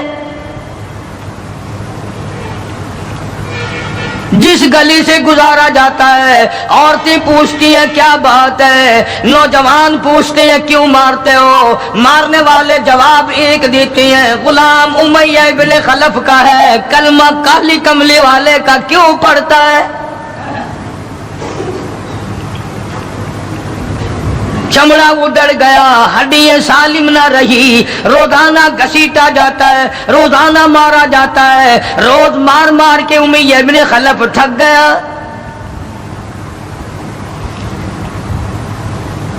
खुद भी दूसरे लोग भी इमदाद को आते हैं काफिर की। सैयदना बिलाल रज़ियल्लाहु ताला अन्हु के गले पे पांव रखकर पूरा बदन डाल देता है, सीने पे पत्थर की चट्टान रखता है, कमर के नीचे दहकते हुए भड़कते हुए कोयले और शोले हैं। आग बुझ जाती है मगर बिलाल गरीब को छोड़ा नहीं जाता। आज कोई मार खाएगा औरतों के पीछे, कोई जमीन के पीछे, कोई दौलत के पीछे, कोई मकान की वजह से, कोई दुकान की वजह से, कोई कुर्सी की वजह से, कोई शहनशाहियत की वजह से, कोई वजारत की वजह से, कोई सफारत की वजह से बिलाल मार खाता है। कुरान कहता वऊदू फी सबीली वकातलू वकुतिलू लऊ कफिरन्ना अन्हुम। खुदा कहता है ये वो लोग हैं जिन्होंने मार खाई मेरी राह में, मेरे नाम पे मार खाई, मेरी वजह से मार खाई, जुबान पर मुसीबत आई, जान पर मुसीबत आई, माली तकलीफ पहुंची, भूख प्यास की तकलीफ उठाई। खुदा फरमाते हैं मेरा बंदा तकलीफ उठाता है, मैं सामने खड़ा होकर देखता हूँ वऊदू फी सबीली, और मेरे बंदे मैं तुझे देख रहा हूँ, मेरे नाम पे तुझे मार पड़ रही है। जनाबे बिलाल हबशी रज़ियल्लाहु ताला अन्हु की ज़ात अक़दस है, मार मार के थक गए, उकता गए, सजा दे दे कर थक गए, मगर बिलाल अपने ईमान में, अपने यकीन में, अपनी तौहीद में, खत्मुल मुरसलीन सल्लल्लाहु अलैहि वसल्लम की रिसालत में किसी किस्म की मिलावट करने को तैयार नहीं। तुम्हें तो आज अगर थोड़ा सा कोई कह दे कि इस साल कारोबार में तुझे मुनाफा इसीलिए तो नहीं हुआ कि तूने फलाने बाबे को नहीं माना, फलाने बाबे की पूजा नहीं की, फौरन करवट बदल जाता है। चलो भाई अब के बाबे को ही मानेंगे। ये वो बिलाल है जो किसी बाबे को नहीं मानता, किसी कब्र वाले को नहीं मानता, जो किसी ऊंचे नीचे को नहीं मानता, किसी बड़ का पुजारी नहीं, पीपल का पुजारी नहीं, किसी खूह का पुजारी नहीं, किसी झंडी घंटी का पुजारी नहीं, किसी दरख्त का पुजारी नहीं, चांद सूरज सितारों और पानी का पुजारी नहीं। वो सिर्फ एक उस कायनात के मालिक का पुजारी है जो खुदावंद आलम की जात है। मार भी खाता है। करीब से जनाब अबू बकर सिद्दीक रज़ियल्लाहु ताला अन्हु गुजरे, मार पड़ रही है, इस कदर मारा, गले पे पांव रखकर दबाया। अबू बकर सिद्दीक रज़ियल्लाहु ताला अन्हु फरमाते हैं मेरी आंख ने देखा बिलाल की एक बालिश जुबान बाहर लटकी हुई थी।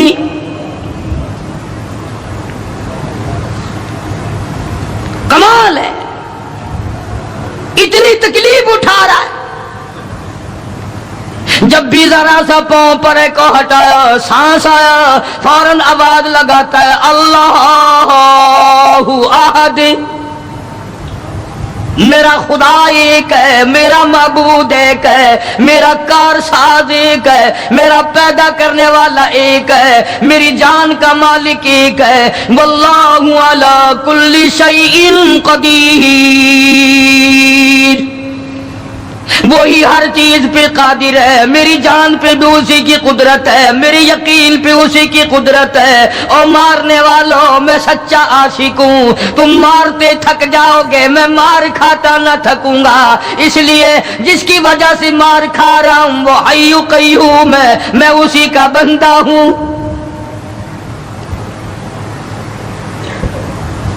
जनाब अबू बकर सिद्दीक रज़ियल्लाहु ताला अन्हु ने गुजरते गुजरते कान में बिलाल के यूं कह दिया आहिस्ता अल्लाह का नाम ले ले, तुझे बड़ी सख्त मार पड़ रही है, अल्लाह का आहिस्ता नाम ले ले। जनाब बिलाल रज़ियल्लाहु ताला अन्हु फरमाते हैं मुझे बड़ा दुख पहुंचा, तकलीफ हुई, और यूं फरमाया अबू बकर और अगर कोई कहे तो कहे, तू तो ना कहो ये बात।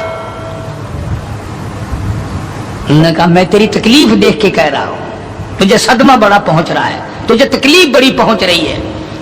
جناب بلال حبشی رضی اللہ تعالیٰ عنہ فرمانے لگے ابو بکر میں تجھے کیا بتاؤں، جب میری کمر کے نیچے کولے، میرے سینے پہ پتھر کی چٹان اور میرے گلے پہ امیہ ابن خلف کا پیر رکھا ہوا ہوتا ہے اور وہ وزن پورا ڈالتا ہے، میری جان نکلنے کو ہوتی ہے، مجھے پروردگار کی طرف سے آواز آتی ہے او میرے بلال تیرا کیا حال ہے؟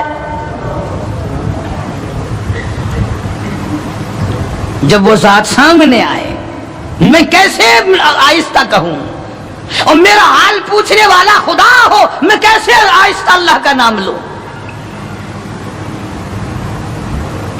بدنصیب قوم آج تو نہ آہستہ اللہ کا نام لیتے ہیں نہ زور سے اللہ کا نام لیتے ہیں، چھوڑ ہی دیا، نماز چھوڑ دی، قرآن کی تلاوت چھوڑ دی، اللہ اللہ کرنا چھوڑ دیا، مسجد میں آنا ہی چھوڑ دیا۔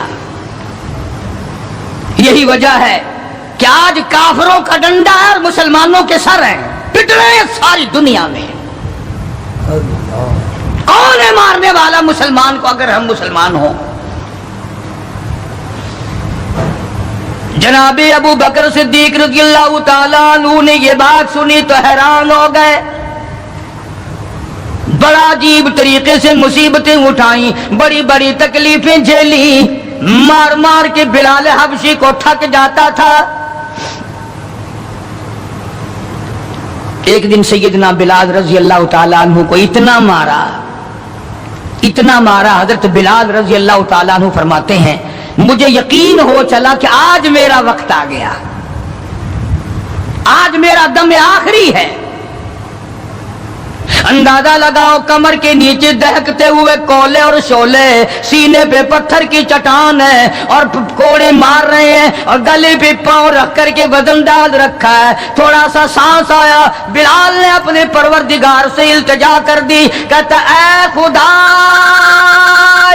خالق کون و مکان، اے خدا اے سر قلب سر جہاں، اور میرے مولا زبان نہیں ہل سکتی، کیسے تیرا نام ادا کروں؟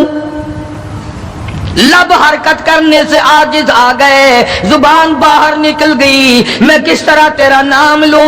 دل ہی دل میں تجھے پکارتا ہوں، کہتا او میرے مولا مجھے مار کی پرواہ نہیں، مجھے تکلیف کی پرواہ نہیں، میرا حال یہ بنا ہوا ہے جو تیری مرضی ہو وہ کر میرا حال، عشق میں ثابت قدم ہوگا بلال۔ اور میرے مولا مجھے اب اوپر اپنے اتنا یقین آ گیا، اب مجھے اپنے اوپر بھروسہ اتنا ہو گیا، جو تکلیف آئے پرواہ نہیں، میں تیرا نام چھوڑنے کو تیار نہیں۔ چاروں طرف کافر بیٹھے ہیں، حضرت بلال رضی اللہ تعالیٰ عنہ کی رگ رگ میں کانٹے چبھو رہے ہیں، طرح طرح کی ایذائیں دے رہی ہیں، کہتا ہے ہر رگوں ریشوں میں کانٹے چبھ گئے، اور جس قدر ہو سکے ہیں ایذائیں دے مجھے، میں بے پرواہ ہوں اس بارے میں تکلیفوں سے تیرا نام چھوڑنے والا نہیں۔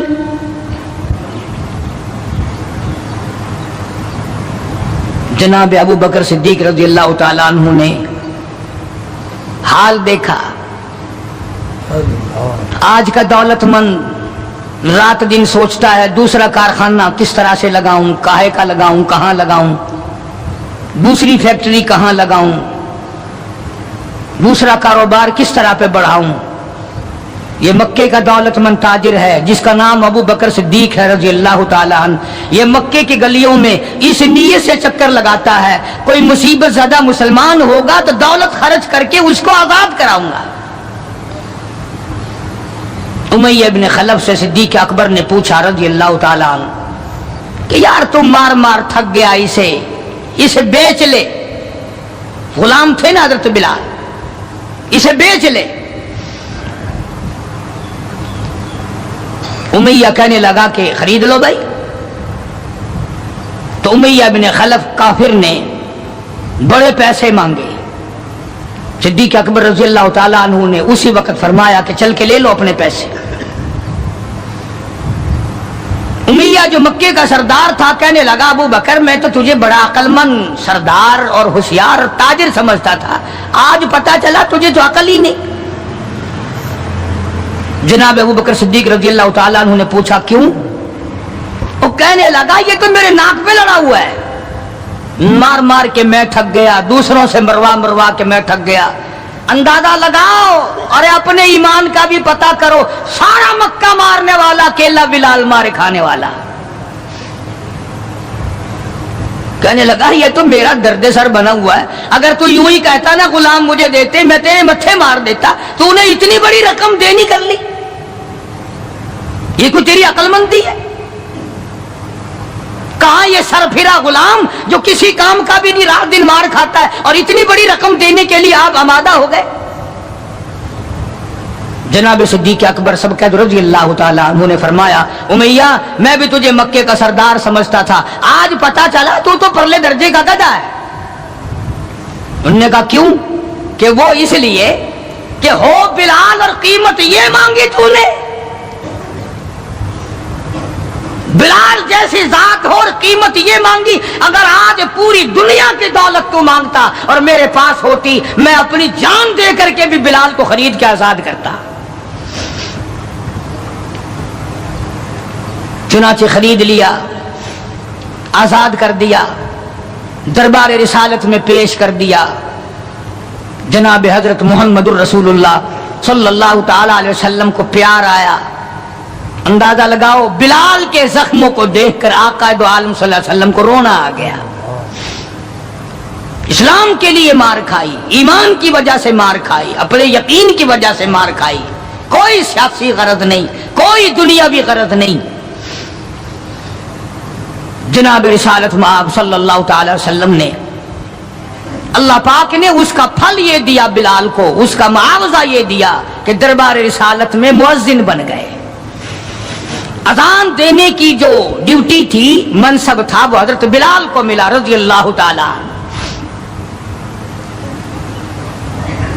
جناب مدنی کریم صلی اللہ تعالی علیہ وسلم کی گھر کے خرچے اخراجات سودا سلف لانے کی ڈیوٹی حضرت بلال رضی اللہ تعالی عنہ کے ذمے تھی۔ کوئی کسی محکمے کے صاحب کا سامان لائے گا، کوئی کسی محکمے کے صاحب کا سامان لائے گا، کوئی کسی تاجر کا سامان خرید کے لائے گا، کوئی کسی افسر کا سامان خرید کے لائے گا۔ بلال تیرے پیروں سے اڑی ہوئی خاک پہ قربان ہو جاؤں، تو شہنشاہ کائنات کے دروازے کا غلام ہے، تو حضور کریم صلی اللہ تعالی علیہ وسلم کا سامان لاتا ہے اور 5 وقت اذان کی ڈیوٹی ہے۔ آپ صلی اللہ علیہ وسلم کے لیے قرضہ بھی لے کے آتا تھا بلال یہودیوں سے۔ ایک دفعہ ایک قرضے والے نے جان کر کہ دوبارہ اسے پھنساؤ، غلام بناؤ،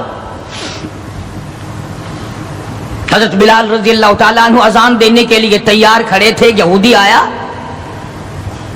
اور آ کے کہنے لگا، یہ جو بدنصیب آدمی ہوتا ہے نا، جس کا ایمان نہیں ہوتا، وہ بے ادبی بڑی کرتا ہے۔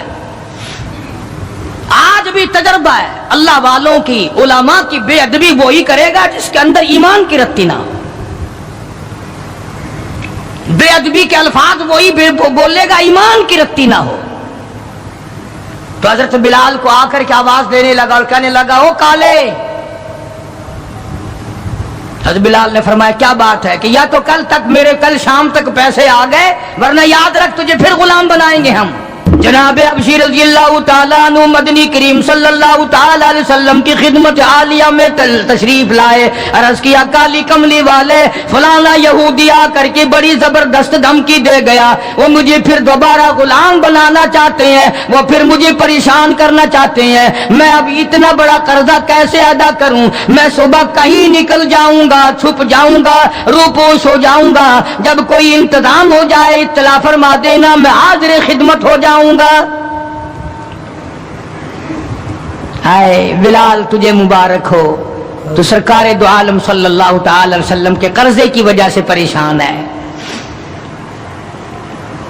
ذرا سوچیں وہ لوگ جن کو اللہ تعالیٰ نے دولت بخشی ہے، जिनको अल्लाह पाक ने खाने पीने के लिए दिया है कि हमारे नबी हजरत मोहम्मद करीम सल्लल्लाहु अलैहि वसल्लम ने किन दुखों से अपनी जिंदगी पास की है, कर्ज ले लेकर। सिर्फ कर्ज नहीं, आज हम यहूदी बन के मर रहे हैं, ईसाई बन के मर रहे हैं, काफिर और मुशरिक बन के मर रहे हैं।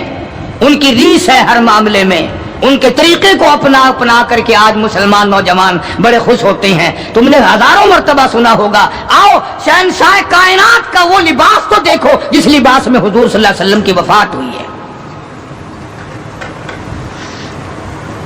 11 पेमंद उस लिबास में थे जिस लिबास में हजरत मोहम्मद रसूलुल्लाह सल्लल्लाहु अलैहि वसल्लम की इस दुनिया फानी से रुखसती हुई है। ये बटन नहीं लगाते हम लोग, बटन की जगह कांटे चुभे रहते थे, कांटे चुभो लिए जाते थे।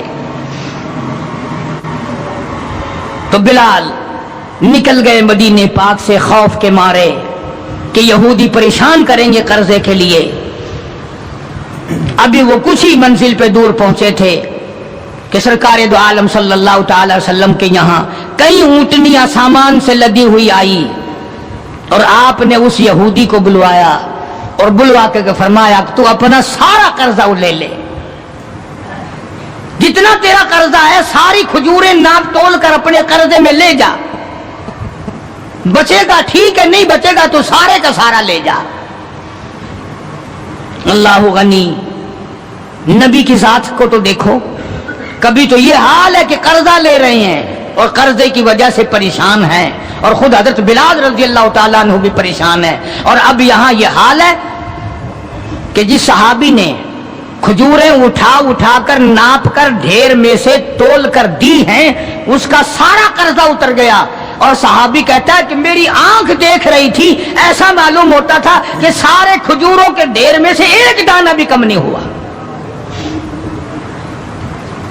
एक दाना भी कम नहीं हुआ।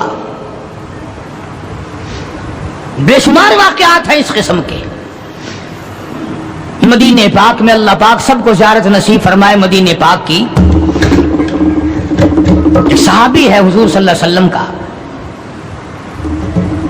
उसका बाप फौत हो गया, कर्जा था बाप के जिम्मे।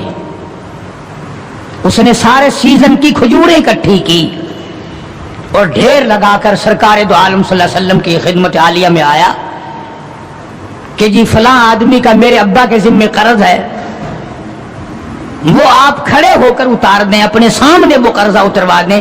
सारी खजूरें मैंने संभाल के रखी हैं, बच्चों को एक दाना नहीं दिया मैंने।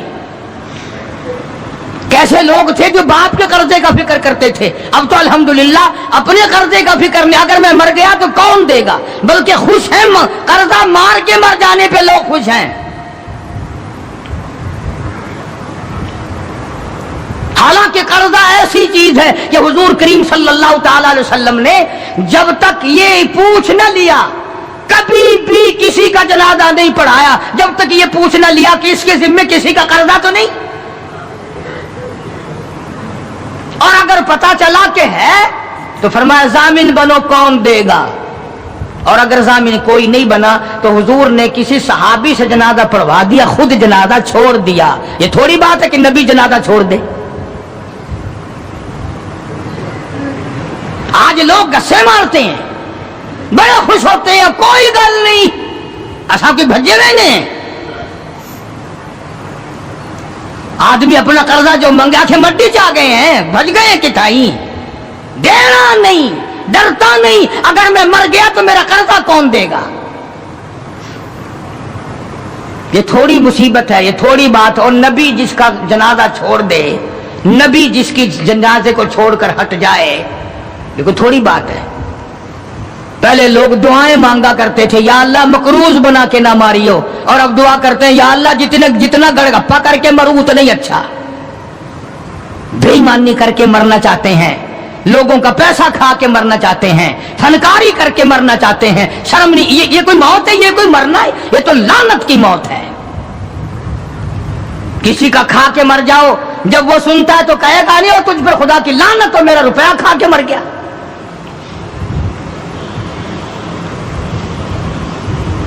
पहले जमाने में दस्तूर था, जनाजा पढ़ने से पहले मरने वाले का बेटा, भतीजा, भाई, वारिस खड़े होकर ऐलान किया करता था कि भाई जिसका लेना देना हो वो हमारे पास आए, देना होगा हम चुकाएंगे, जिसने देना वो हमें दे।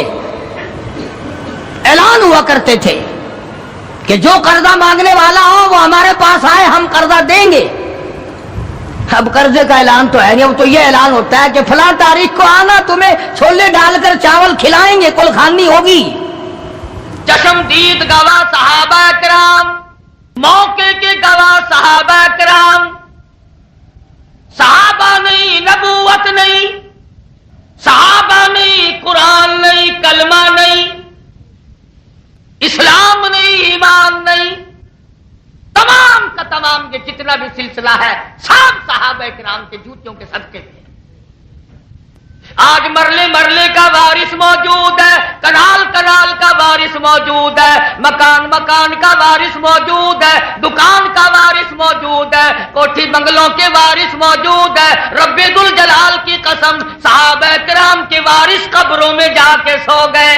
नारे तकबीर, ताजदार खत्म नबूवत, शान असहाबा,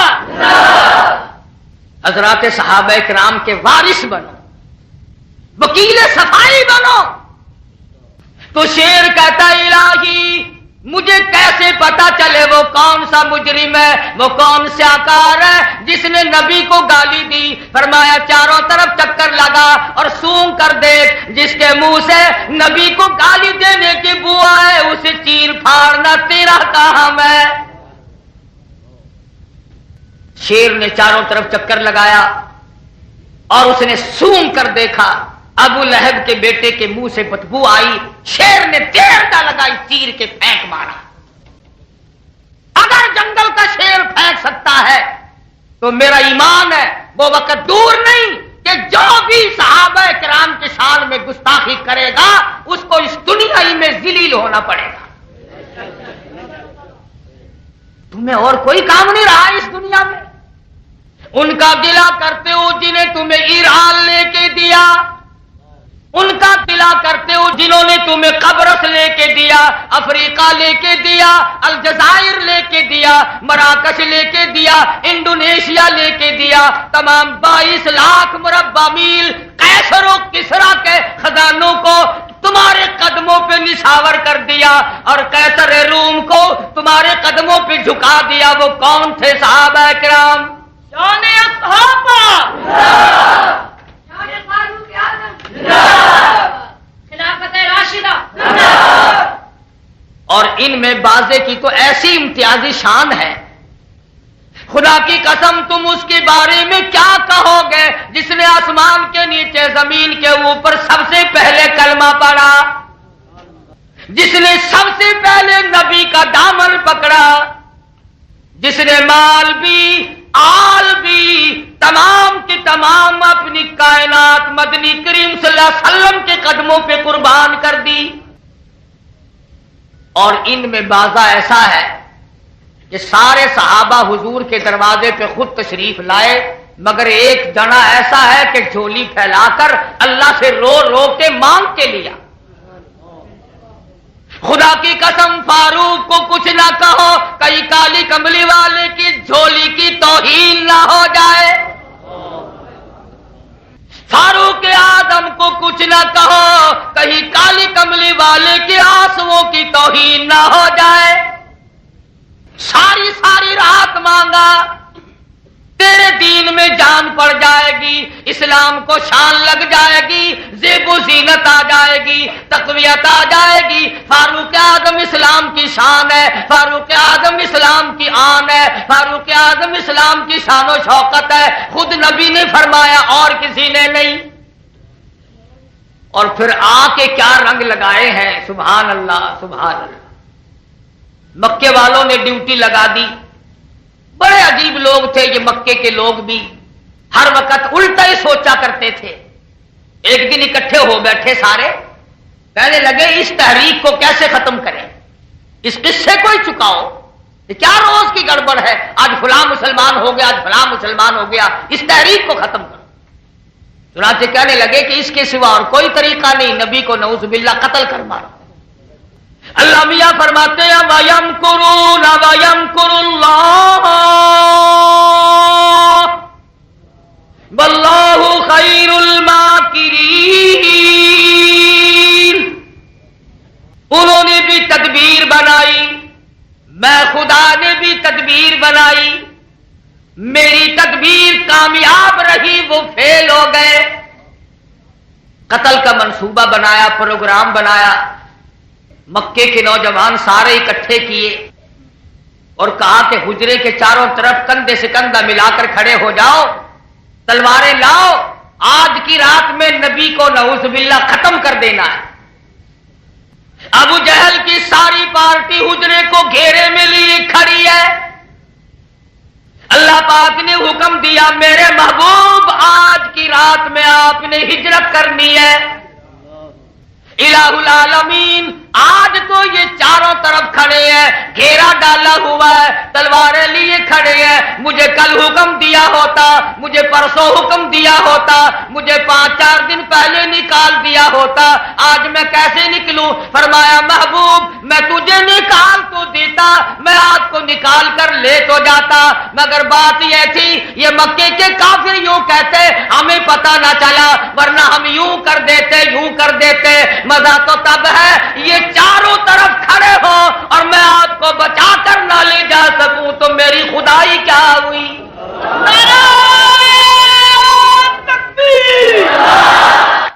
محبوب میں ان کی باتوں کی وجہ سے آپ کو کل نہیں بلوایا، بھیجا نکالا، یہ باتیں مارتے پتہ نہ چلا، ورنہ ہم یوں کر دیتے، یوں اڑا کے رکھ دیتے۔ نشہ پلا کر تو گرانا سب کو آتا ہے، مزہ تو تب ہے کہ گرتے کو تھام لے ساتھی۔ آج آپ ہجرت فرمائیں گے تو مزہ آئے گا، تشریف لے چلیں۔ الہ العالمین میں نبی ہوں، مکے والوں کی امانتیں میرے پاس ہیں، یہ میں کس کے حوالے کروں؟ کس کے حوالے کروں میں؟ اگر میرے پاس رہ گئی تو نبوت کے دامن پہ داغ آ جائے گا۔ فرمایا میرے محبوب مکے والوں کا سونا، اے علی اے شیر خدا ادھر آ، مکے والوں کا سونا تیرے حوالے، مکے والوں کی چاندی تیرے حوالے، مکے والوں کی کھجوروں کی امانت تیرے حوالے، کپڑے کی امانت تیرے حوالے، دراہیم و دنانیر کی روپے پیسے کی امانت تیرے حوالے، او علی مکے والوں کی امانت تیرے حوالے، او ابو بکر میری امانت تیرے حوالے۔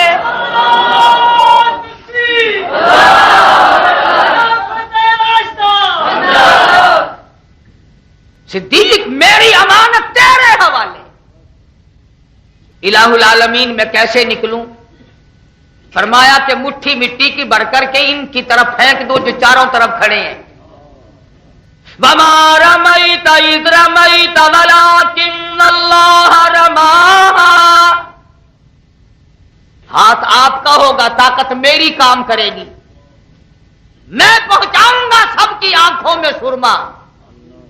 آپ نے مٹھی بھر کر مٹی کی پھینک دی، چاروں طرف کے جتنے لوگ کھڑے تھے سب کی آنکھوں میں مٹی تشریف لے گئی، سرما ڈل گیا، کئیوں کی آنکھوں کا سرما آج تک نہیں نکلا، پتہ ہی نہیں چلا نبی کی ذات کا نبی ہے کیا چیز۔ اب وہ برابر والے کو کہنے لگا کیوں ہے میری آنکھ میں مٹی پھینک دی؟ اس نے کہا بلے بلے میری آنکھ میں خود پھینک کر اور پھر بکواس بھی شروع کر دی، تلواریں تو دی پھینک اور لگ گئے ایک دوسرے کی پالش کرنے۔ حجرے مبارک کے چاروں طرف کبڈی کبڈی ہو رہی ہے۔ فرمایا میرے محبوب یہ سب اپنے دھندے لگ گئے، اب تشریف لے چلو، اب چلو۔ الہ العالمین کہاں جاؤں؟ میرا ایمان ہے نبی اللہ کے پوچھے بغیر قدم اٹھاتا نہیں، قدم رکھتا نہیں، سانس لیتا نہیں، لب کشائی کرتا نہیں، نبی خدا کے اذن کے بغیر سانس نہیں لیتا تو ساری عمر گزارنا چاہتا ہے۔ سیدنا ابراہیم علیہ الصلوۃ والسلام کے بارے میں پچھلے مہینے میں اسی میں سنتے رہے ہوں گے کہ اپنے بچے کے گلے پہ چھری چلائی۔ نیچے والا نبی بھی چاہتا تھا نا کہ چھری چلے، چاہتا تھا کہ نہیں؟ جس نبی کے گلے پہ چھری تھی وہ نبی بھی چاہتا تھا نا کہ یہ چھری چلے، اور اوپر والا نبی وہ بھی چاہتا تھا کہ چھری چلے۔ نیچے والا نبی بھی چاہتا ہے کہ چلے، اوپر والا نبی بھی چاہتا ہے کہ چلے، مگر نبیوں کی نہیں چلی، خدا کی چلی۔ ایمانداری سے بتلاؤ، دونوں نبی چاہتے تھے نا کہ چھری چلے؟ خلیل اللہ بھی اور ذبیح اللہ بھی۔ آواز آئی چھری، اگر ایک بال کا رونگٹا بھی کاٹا جہنم میں پھینک دوں گا۔ الہی خلیل کا لحاظ نہ کروں، فرمایا نہیں نہیں، رب جلیل کی تو مخلوق ہے۔ نیچے کا پیغمبر بھی چاہتا ہے کہ چھری چلے، اوپر والا پیغمبر بھی چاہتا ہے کہ چھری چلے، مگر احکم الحاکمین نے فرمایا نہیں، نبی بھی میرے تابع ہے، چھری تو بھی میرے تابع۔ نبیوں کی نہیں چلی، خدا کی چلی۔ نبیوں کی چلتی نہیں، چرسیوں کی چلتی ہے، فیمی اور بھاگیوں کی۔